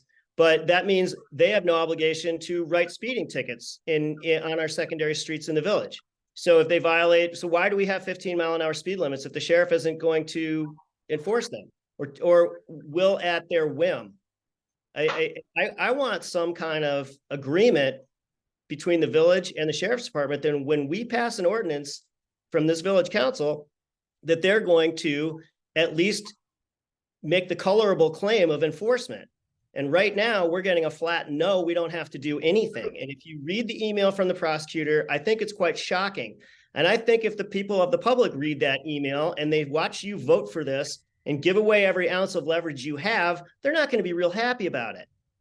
All the assistant prosecutor says in that letter or email to you is the fact that they enforce state laws and they enforce county ordinances. And he said they have no obligation. I think, Hugh, before you summarize that, why don't you let the voters read it for themselves? That has not been made public yet, and you're going to vote on it, I think, prematurely. You don't know if there's a deadline. They're not here tonight. If it was important, maybe Mr. Borkovich would be here in person. That's one of the reasons that I suggest that you can place that issue in front of the public by adopting. If your intent is to pass this resolution, you can place that issue squarely before the public by having those emails as part of the packet and passing a resolution that says, expressing the disappointment of the village that the sheriff and the prosecutor will not enforce your ordinances or even assist in their enforcement if the village chooses to do it by itself. I mean, the worst thing you ever want the harbor master to have to do is when he calls dispatch and they say, no, we're not coming. That's just unacceptable to me. And the fact that you want to go ahead and rubber stamp this thing so they can get their money without even putting up any kind of a fight, I just don't think you're serving the people of the village. I think you just want to come down looking like you're all pro law enforcement. And that's not really what's happening here. We don't even know if there's a deadline. We don't even know what the ramifications are. There's no reason to vote on this tonight. Why not give this a minute? There's a motion on the floor. I ask you to call the question. All right. So it was moved by Hugh and supported by, I forgot to write it down, by Susan to approve resolution number 3, 2023. Roll call vote starting with Susan. So can I ask a point of order? So if we reject this, reject this tonight, it can still be brought up again next next Of month? course. Okay, so no. And a special meeting if necessary, if there is a deadline, if it's, within days, we can have a special meeting and, reconsider, but I don't see any reason to do Yeah, we're voting. I hear you, Will. No. No. Laura? No. Hugh? Yes. Jane? No. And no. All right. I like Laura's suggestion of proceeding with language. and Based we upon need a- your vote, then I will make contact with the county sheriff and Yes. determine, A, is there a deadline? And get a little bit, perhaps, more conciliatory read on his willingness to at least assist, if not actually enforce, village ordinances. I have a question too. I mean, if that is possible to deputize someone, I don't know if our harbor master is interested in that. But if that's one of the issues we have, is it possible to get him deputized in that capacity? Because then if there is issues, he doesn't need them to respond unless then it's really out of control. I don't know, but if that's something you can I'm do. not sure they want it. I don't know either. And as I suggest, there are myriad ways that problem could be resolved. You could decide, for example, to hire somebody that would, a retired police officer that would do that enforcement as a special deputy, but at your expense. Because you'll get the benefit of any ordinance that is being enforced. Are you aware that we do have a community police officer in this township and village? We paid for an officer. Yes, I am aware of that, but again, even in the village of Homer, in county, and I apologize that I'll be referencing where I'm coming from but that's my experience. The village of Homer pays for a police officer for itself, not just the township, but within the village itself, pays for a deputy. Pays the entire salary for the deputy, pays for the car for the deputy, et cetera, et cetera. That deputy does not and will not enforce village ordinances. They're enforced by, but the village ordinances we're talking about there are primarily things like blight and nuisance. When somebody lets their property go to hell. And the building inspector issues a ticket, and myself as village attorney in Homer prosecutes those tickets. Even though we do have a law enforcement officer, full-time, dedicated to the village of Homer. Yeah, at one point in time, we had a village police officer, and that was taken off the books 20 years ago. More than likely. And I would not recommend that you pursue a general law enforcement police officer as an employee of the village, but someone with limited authority for these types of things would be, is one of the things, if you do that, you're going to need to talk to your insurance carrier, for sure. Yeah. For sure. Well, I would like to point out, I have one question and one thing I'd like to point out. The Leelanau Township does pay in excess of $100 and something thousand a year for this concierge sheriff service. And apparently they are not interested in enforcing even our 15-mile-an-hour speed limit on our secondary streets. Secondly, my question is, if the sheriff isn't going to do anything, and I know the term sheriff goes back to, Nottingham. I mean, it's a very antiquated term and the responsibilities are quite limited. But what about the state police? Should our harbor master be calling the state police when somebody's violating our ordinance or our parking ordinance, our overnight stuff, or even someone speeding? I mean, if the sheriff isn't going to do it, is there another law enforcement agency that will? Besides deputizing our harbor master, which is just fraught with, I just don't see that as a good idea. I mean, he's not trained in any kind of law enforcement. It's just that you're asking for a disaster there. That was my question, was to Jim, was the state police. Okay, he said he'll look into that. Absolutely. Okay, thank you. That is, and some of there might, again, be corresponding state laws that they would enforce if they were applicable. Okay. All right, so we will, we'll move on to the Wade Trim Amendment to Agreement. Amendment to Agreement, okay, I'll start that word. You have in your packet from Wade Trim, CR1 language and budget amendment proposal summary. Has a, Jane? So, yeah, we entered into an agreement with Wade Trim and had far more rigorous review and revision of the zoning ordinances than what they customarily see. They base their time estimates on what it would take to complete a review under less stringent review circumstances.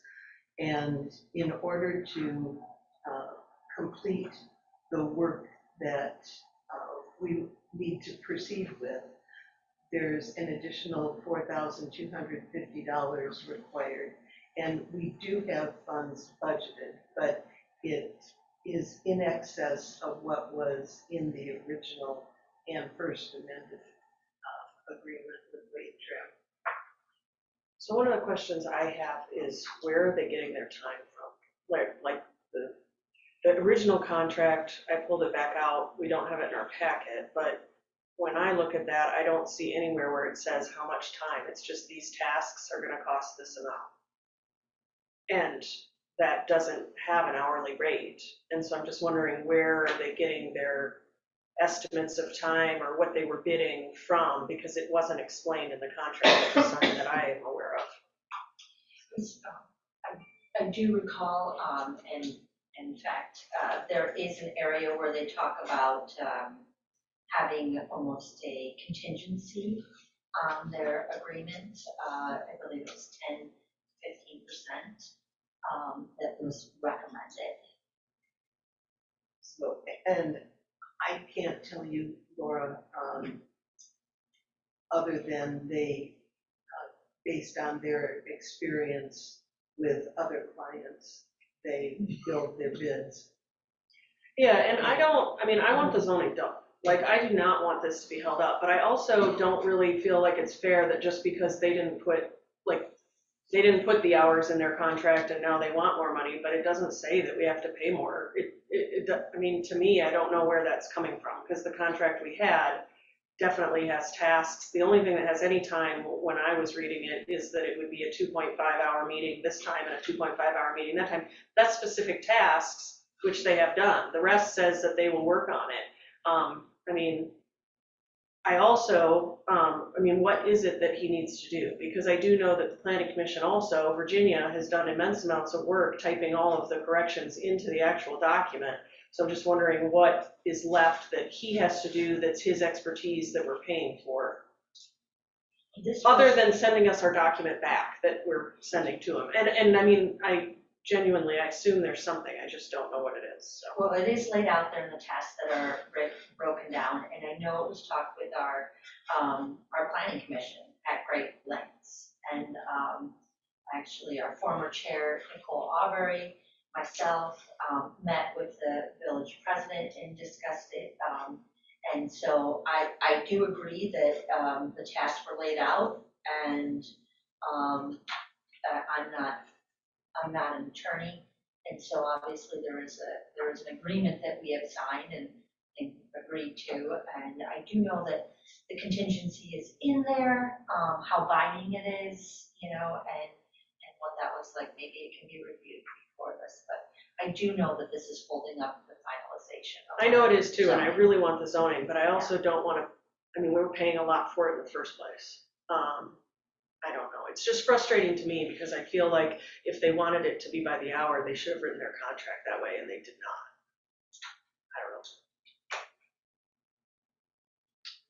I don't know. So the original amount was to be the $32,450. That was the contract? Sorry. The initial budget was $31,950. Yeah. Okay, and then did that say with an additional contingency, or is that contingency? It's just written into the agreement. It's suggested. Okay. Have we worked with these folks before? I I mean, mean, they did the audit in the first place. so we're in a position I mean, and we're where, happy with the work, it's not that we're not, it's just frustrating to me, like, we don't have money to just keep spending money, and Yeah, I think a part of the issue is that when the composition of the planning commission changed, we backtracked, and then we had additional changes that were suggested after the first set of changes. And that's not a routine practice. That's how I see the cost overruns being. yeah, that we had more than one revision. And I can tell you from experience with both the city of Marshall and other clients that I represented throughout the state, this is not an unusual circumstance at all. We had, in Marshall, we had a consultant that got so frustrated with our planning commission, they resigned. They resigned and left money on the table. We had to start all over again. And it was justifiable action on their part because we were awful clients. You know, and I'm not suggesting that's the case here, but we had. I don't deny we're Right. particular clients. I mean, I have very detailed questions and reviews, and so does the rest of the commission. I just wanted to voice that it frustrates me that they didn't have their contract lined up that way, and now they want it to be that way because it has turned into this. So I think that that's maybe a good lesson learned, and we have someone in-house who can review contracts for us to maybe help us avoid any repeat situations. But there will always be, you know, unforeseen circumstances. You try to plan the contingency, but just at the most recent meeting, we had more changes from one of the more experienced commissioners. So, Well, can I move that we approve the budget amendment proposal from Waitry? second. all right, it's moved by Susan, supported by Jane to approve the budget amendment proposal from Wade Trim in the amount of $4,250. Any discussion? Yeah, I have a question. Just so I'm understanding this right, this contract was, it was basically supposed to be a flat fee. It was not hourly, it was for work completed. But apparently there was a clause in it, a contingency clause, if they went over time that they weren't keeping track of, that they could increase the amount due. Am I getting this right? And should we or should we not have Mr. Dyer at least read over this contract before you approve the additional, because it is significant, I believe. What's the overrun? $4,200. Oh, all right. It's less than 15%. It is holding up our work, and so. All right. Yes, there's, you know, I was specifically told that they need authorization on the 4,300 to move forward. Okay, I withdraw my question. I do know that the contingency is there. It was, there was a Laura, if you're looking for it right now, I got it. there was a blank spot that, you know, they could suggest an amount, and they did not fill that in. But it is written in their agreement, so.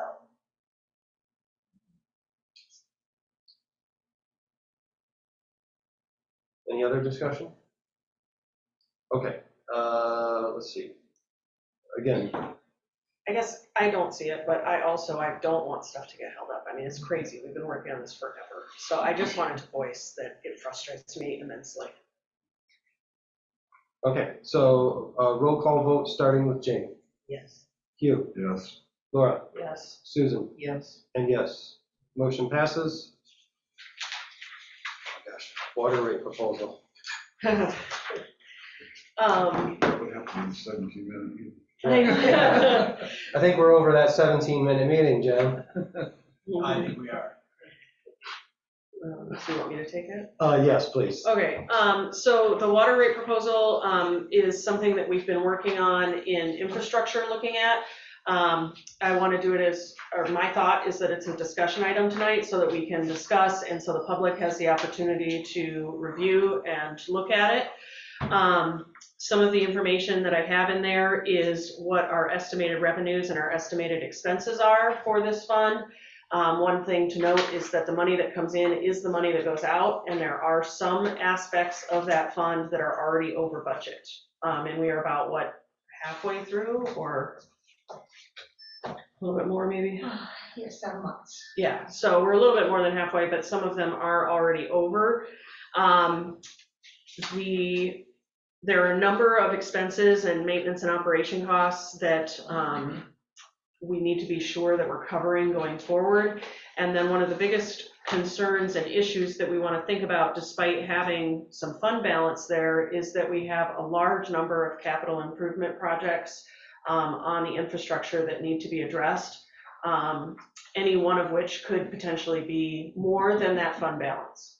And so this is something that we're trying to do to look in a forward direction in raising funds so that when we get to those projects and we're looking at them, not only do we have some fund balance, but a healthy fund balance that allows us to maybe get loans or bonded and be able to get funding to get these things repaired. We are working hopefully diligently in the next coming months on our asset reviews and that capital improvement and getting some of those outlined. And we will have that information is available in infrastructure Dropbox now, but will be available going forward, obviously, for council as well once we start getting those put together.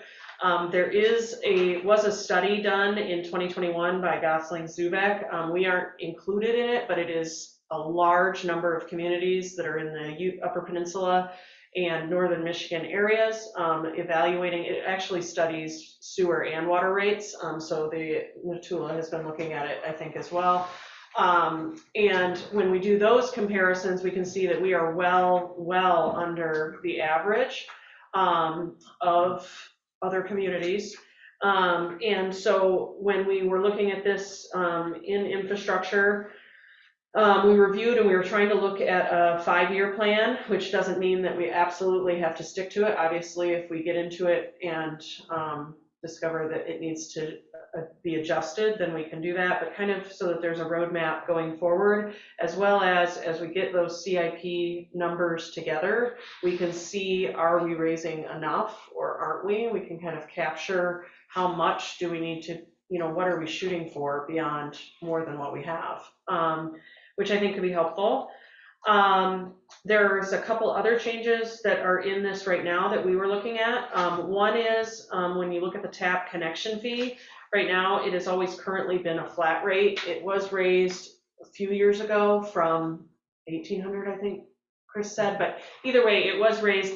One of the things that we noticed when we were comparing to other communities is that other communities, a lot of them have this asterisk that allows if the cost exceeds what the connection fee is, that you are responsible for those additional costs. So that's something that DPW was interested in because there's a number of situations where it is within the tap connection fee, but then there are situations where it far exceeds that. And right now that, again, is being eaten. The water fund just takes the hit. Another thing that changed that we're looking at adjusting is the usage rate. It used to be separated out, that the rate was different based on the size of your pipe.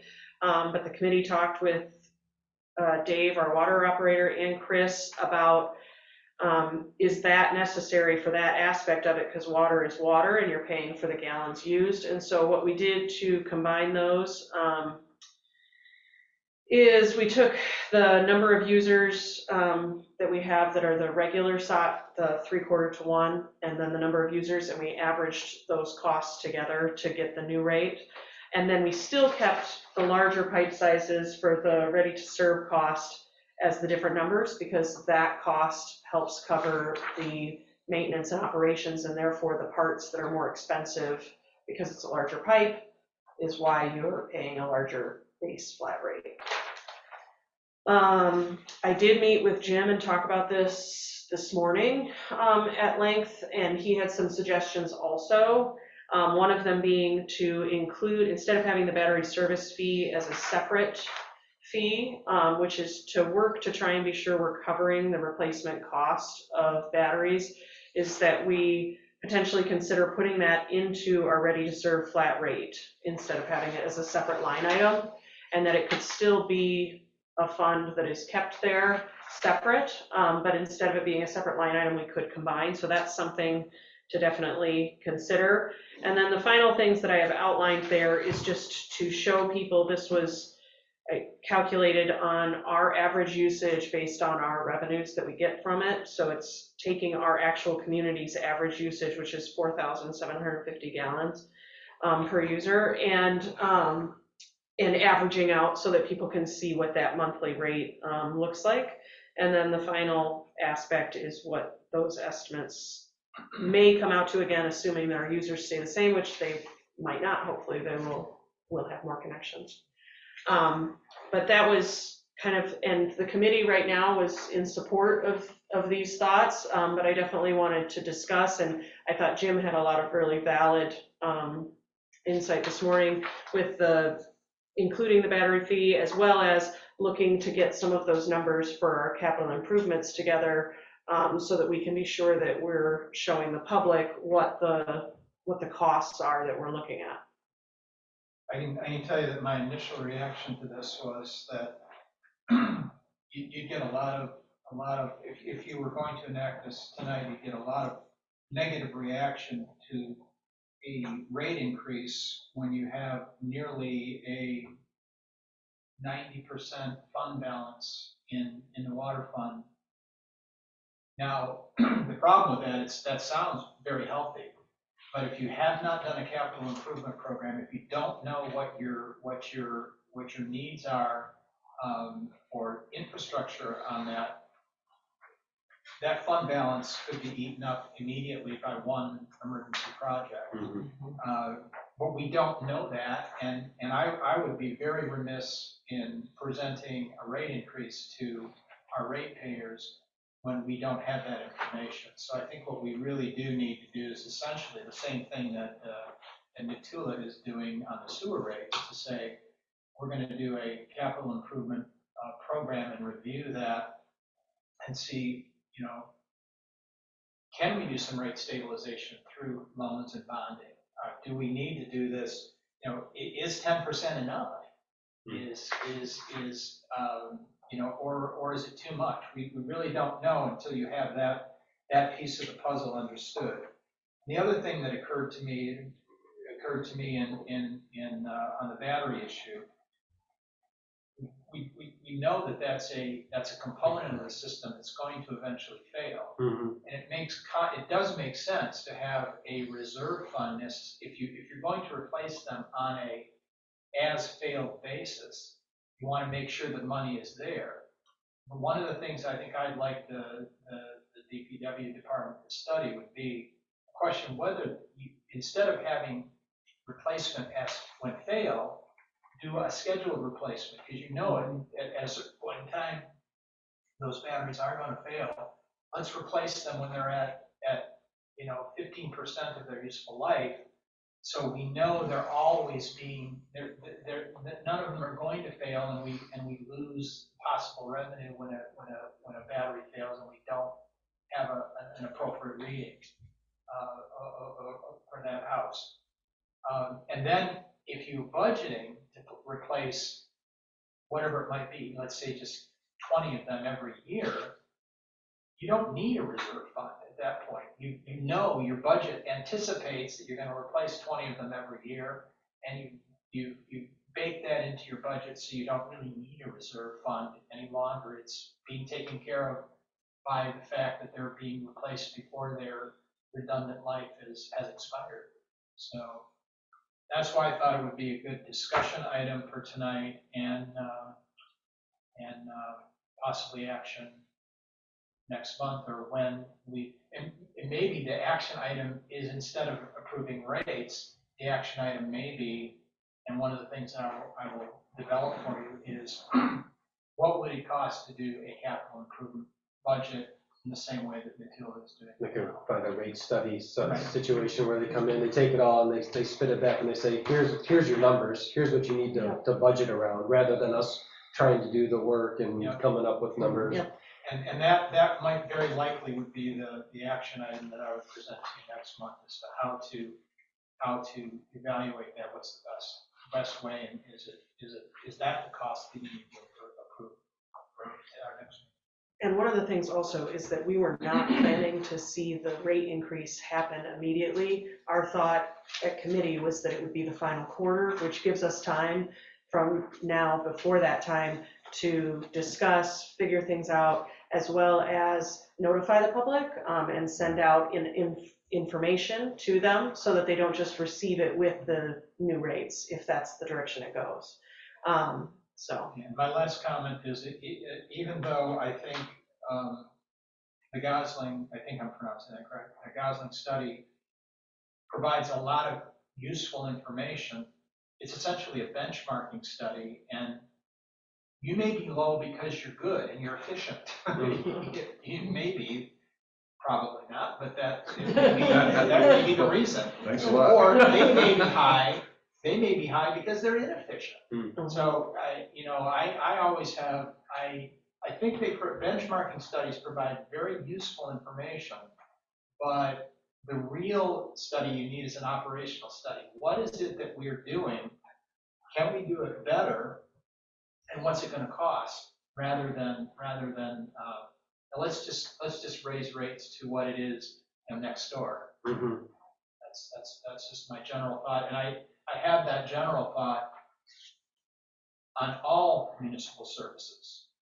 Let's not just compare ourselves to what's happening next door. Let's figure out what we're doing, and is it appropriate and efficient? That all sounds good. So we'll leave that to you to. Sounds reasonable. Sounds reasonable To bring us back something next month to consider for action. All right. Thank you, Just name my Yeah. poison. Yeah. Yeah, Laura's done a lot of work on this. Yeah. Yeah. To be commended.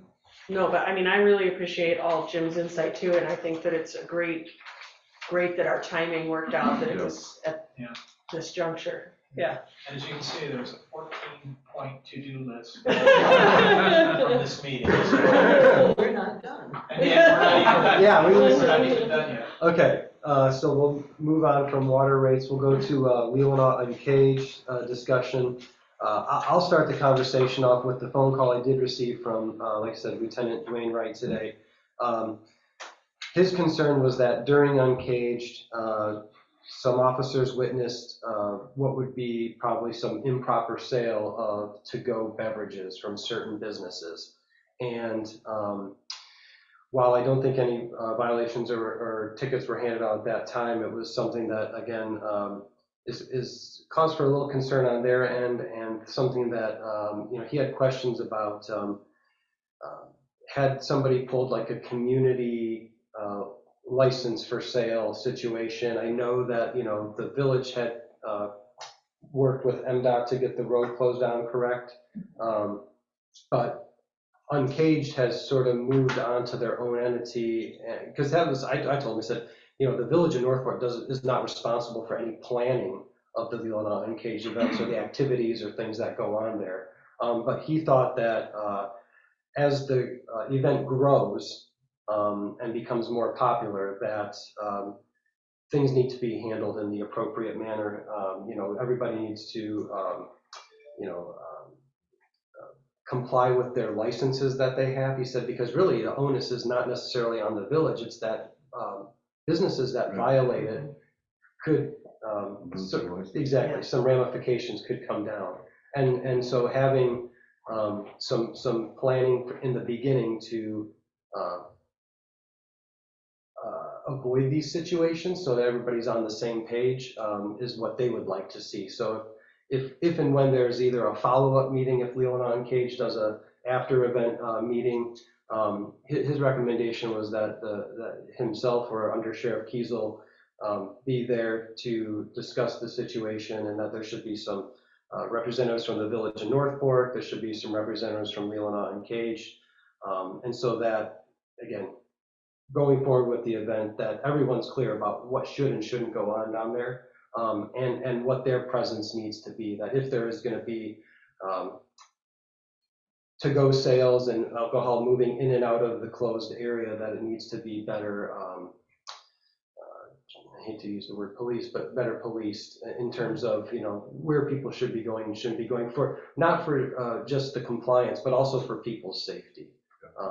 So that was the communication I received at like 3 o'clock today. Maybe I can suggest to the sheriff that we don't really care to enforce those ordinances. But I say that with a grain of seriousness too. That it's interesting that would be a comment under the circumstances of our earlier discussion. But have you considered, or do you have a social district ordinance? Funny that you bring that up. So we've been working and talking about that for quite some time. But we never adopted one. Okay, because that has been a very successful endeavor in Marshall, where I'm coming from, and in particular when we kind of, it really wasn't that big a deal when we only had a couple of downtown liquor establishments, but when we had, 2 of them now on our, we have a large 2 block portion of the village or the city where there are establishments at both ends, and there was actually quite a bit of interaction after we adopted that ordinance, and that would be uncaged would be a perfect application for such an ordinance to avoid that kind of issue and essentially make it legal. I think there's some sentiment that we'd like that sort of thing for Uncaged and for 4th of July and music in the park, but maybe not every other day of the year, So Uncaged, I sit on the Uncaged board. Uncaged has looked at getting a 1-day sort of free range liquor arrangement, and you have to be fenced. Yeah, And we don't want to be fenced. So a social district probably makes sense, but it'd be limited then to those currently licensed facilities. Uncaged wouldn't have a license, if you will. Right. And you wouldn't have non-licensed facilities. And I'd want to hear a whole lot more about the sheriff department's concerns. I would too. What was the lieutenant's name again, Chris? Dwayne Wright. I presume he probably would be the road patrol supervisor for the sheriff. I don't know their structure. Lieutenant for the road patrol. I can put that on my list of things to reach out to them about. One of my plans was to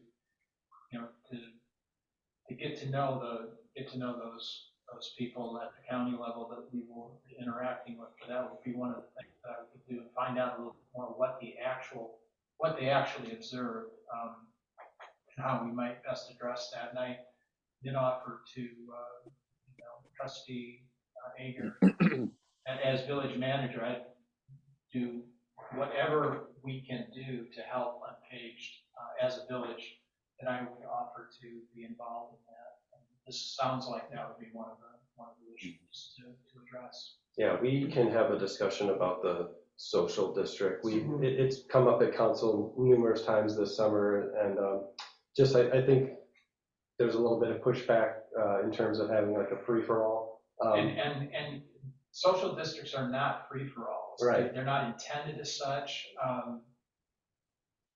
I think I'll get to know Northport a little bit more to see if it might make sense. But like I said, it did make sense in Marshall because we had, a kind of a critical mass of liquor establishments where it made sense. And they put a little label on it and says social district, and if it's got that label, you can walk from here to here and it's okay. But if it doesn't have that label, you're subject to, law enforcement.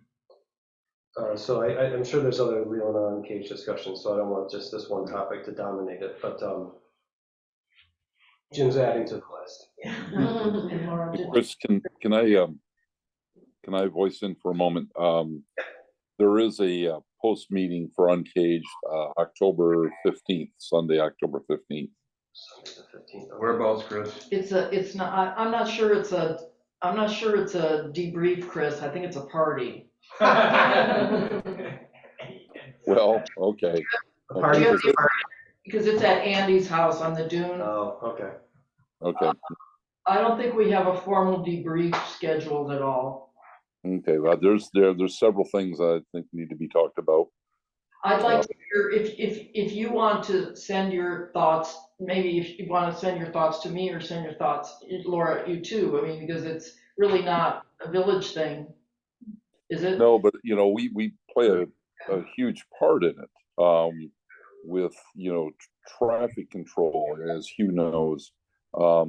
So I sometimes feel that I'm going to blow our own horn here a little bit. DPW gets kind of overlooked, but there's a lot that goes into this with volunteers and DPW emergency services. So yeah, there's some things to talk about. I know the board would like to hear from you and talk with you. All right, good enough. Yeah, and I can talk to you too. One of my issues is, to me, it does have to do with DPW. It was vendors at the end of the night on the dark street, because we haven't redone the streetscape on Wakazu Street yet, moved those heavy barricades. And I absolutely confronted them and told them not to do this. And then they proceeded to back a trailer through with kids running in the dark and all of these things. And I did not think to go and get a cop at the time, but I definitely want to be sure that that isn't happening in the future at all. And it really bothered me that I asked them not to do it, and they just continued anyway. Realistically, I think that vendor should be banned from service and Uncaged.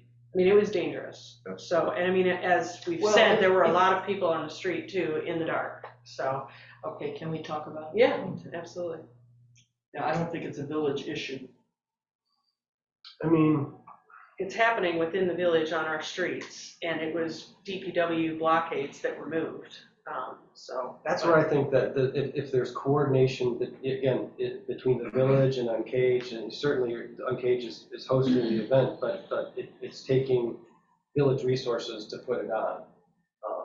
And coordinating together so that like Mr. Wright said, so that these issues that have arisen don't continue to happen. I mean, we lost another street light, Yeah. right? And they're expensive. Yeah. Yeah. And take time to replace. I mean, we waited a long time for the other one. So I just think if there's things to be discussed, that it would be beneficial for there to be a more collaborative effort with all parties who are involved. The one thing I have to say about it is that I hope like hell we never have another homecoming parade on the same day as Uncaged, because that created more problems than you can imagine. Yeah, I'm so sorry. We were, Uncaged was very surprised too to hear that was Well, happening. we had vendors coming in, we had people going to George Lyons auction, and it's like, they were not happy with us. I liked that route better. Yeah, absolutely. Well, it was shorter, but it worked. Well, less hills. I mean, it was easier for the kids. And I didn't even get There you go. That's right. Okay. Any other discussion on Leland Uncaged? Okay. Brings us to our last discussion action item is iPad purchase. It was brought up earlier that I believe the village has budgeted $8,000 for the purchase of, or $8,500 Yeah. for the purchase of 7 iPads and keyboards. Yeah, and I would move that we authorize the purchase of the iPads and keyboards as previously discussed. A second. Whatever. Yeah, everybody. We'll do Laura. So it's moved by Jane, supported by Laura, to move forward with the purchase of the iPads, Not to exceed $8,500. not to exceed $8,500. Any discussion? Well, I hope we get some training on how to use them properly. It's right in the finance minutes that we're waiting for Mr. Dyer to be here to train us. He's using that pen over there. Yeah, It's like- this is This big city stuff. Seriously, Chet did tell us to delay the purchase because he would help us be trained. So Okay. that was part of the package deal. Oh, you gotta figure that out pretty quickly, eh? Okay, so. You can reduce it, at least for now, and I'm serving till 2026. You don't need to get one for me. I have one that's totally wiped clean that I can provide my own. There's no reason for the village to pay for mine. I'm not using it for anything. Okay, So just get 6. Unless staff needs one. Or if you want to get them now so they all match for the next council, that's fine too. I don't care, but I'm just letting you know I don't need one. okay. So we'll leave the motion as stated to purchase 7 with keyboards not to exceed $8,500. Roll call vote starting with Susan, Yes. Laura, Yes. you, Yes. Jane, Yes. and yes. Motion passes. All right. Excellent. All right, so that brings us to payment of the bills.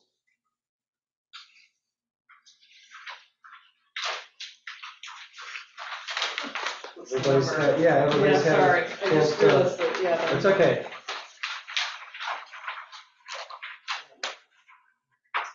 I move that we allocate the treasurer to pay the bills totaling $125,320.56 as they come due. Is that the language? Funds available. As what? Funds become available. As funds become available. Second. All right, moved by Susan, supported by Hugh to pay the bills in the amount of $125,320.56. Any discussion? All right, hearing none. Roll call vote starting with Jane. Yes. Hugh, Yes. Yes. Susan, Yes. and yes. All right, bills are paid. Brings us to our second public comment. If any of the folks who have hung on here with us in person or in Zoom would like to make a public comment, you could either raise your hand or unmute yourself and I would gladly recognize you. Yes. Someone's waving their hand. I That's don't. Gretchen. Oh, that's Gretchen. Hey, how's it going, Gretchen? Hi, I just wanted to thank you for approving the wage trim bill because the Planning Commission really wants to get the zoning ordinance in front of you. So hopefully we'll be able to do that soon. So thank you. Thanks.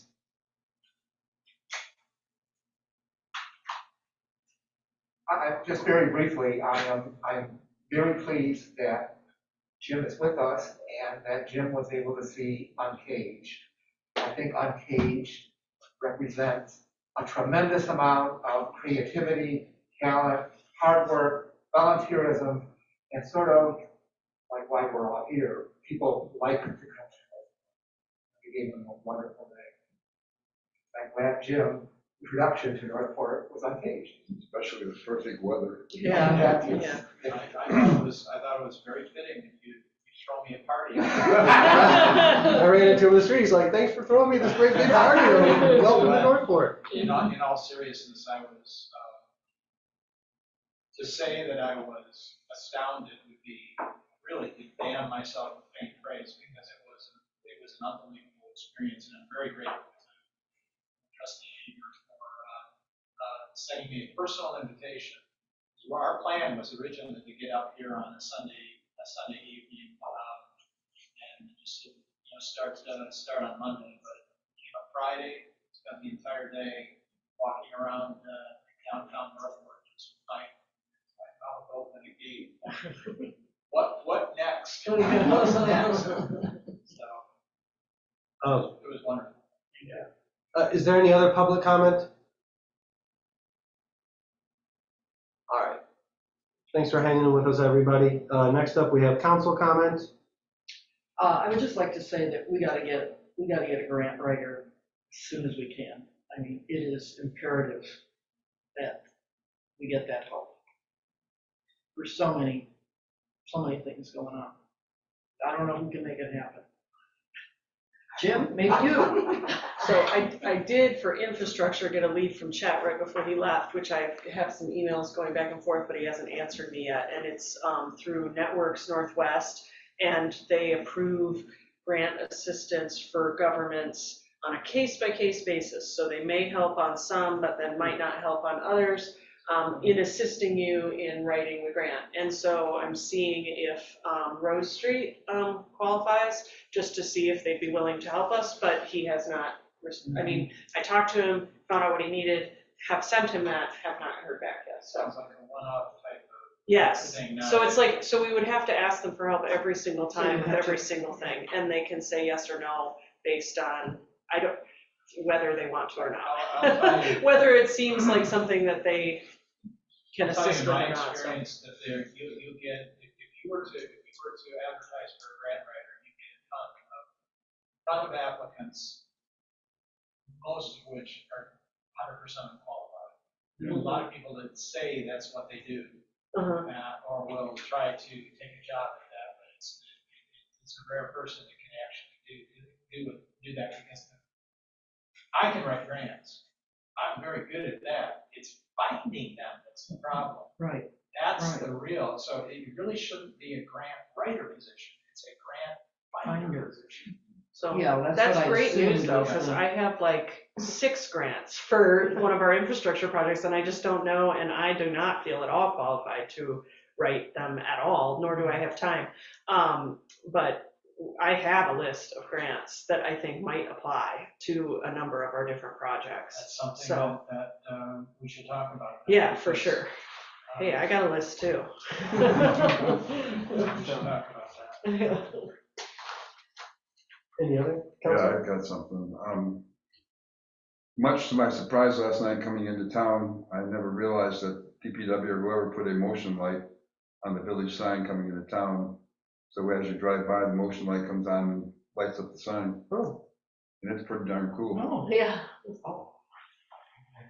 Yeah, I drove by and it's like, you come on and it's like, The wow. first thing my mom said, she was like, was there always that? And I was like, no, definitely not. It's It is really awesome. nice. I agree, it's awesome.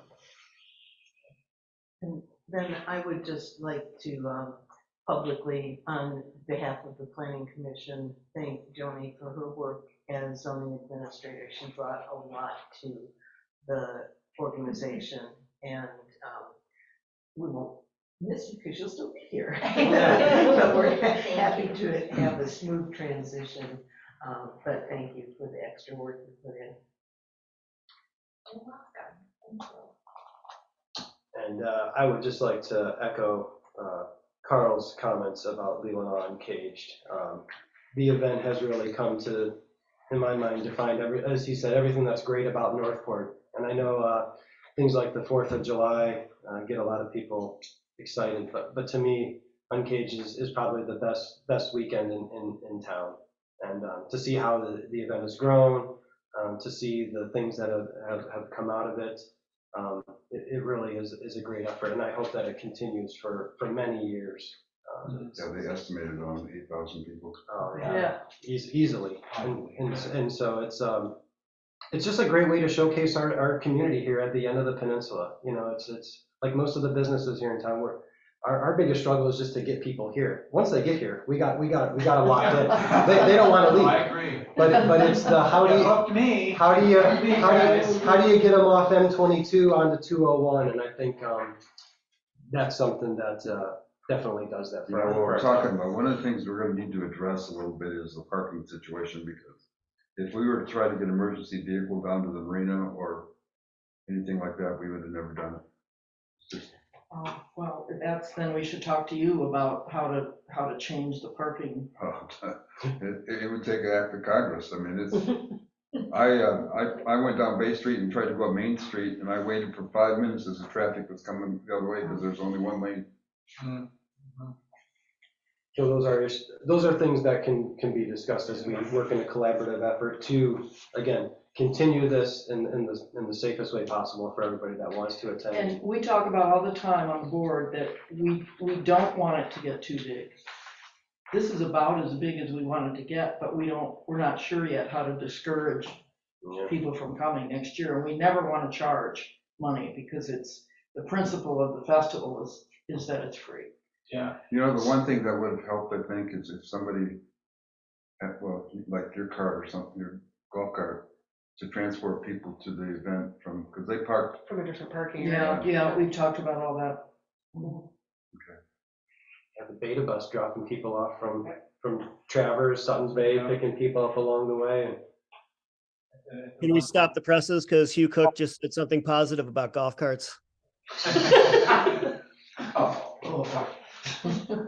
Oh, let's adjourn now. What were you gonna say, Jim? One of the festivals we have in March, we actually bus people from parking lots, like the large parking lots on the outskirts, we bus them right in. And Okay. The school assists with that. Oh, that's a great idea. It's very successful. Like the Covenant parking lot could be utilized as a little spot there for transport back and forth. Mm-hmm. And then having no parking, on the areas that are necessary for emergency vehicle. And we could do that easily. The most interesting comment that I heard, and I don't know if it's intentional or not, but we were there very, very late. And as people were cleaning out the streets, we were talking with a couple from Sutton's Bay of all places. And they were, 60s, married for as long as we had been.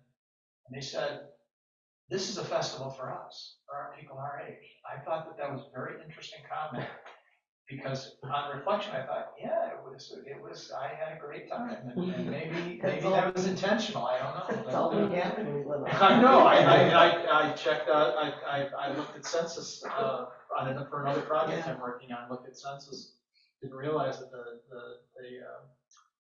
median age in Leelanau County is 65. That was interesting. Yep. But We aim to appeal to all ages. well, regardless of what that gentleman's comment was, it was just a wonderful experience. Best music I've heard in a long time at a single festival. Nice. Very, very Well, nice. thank you all for your compliments on behalf of our board. Okay, and if there's no other council comment, next up is adjournment. I entertain a motion. Oh, we're having so much fun. Yeah, so Any support? No support? All right, we are adjourned. Thanks, everybody. I got a text from Mr. Harper.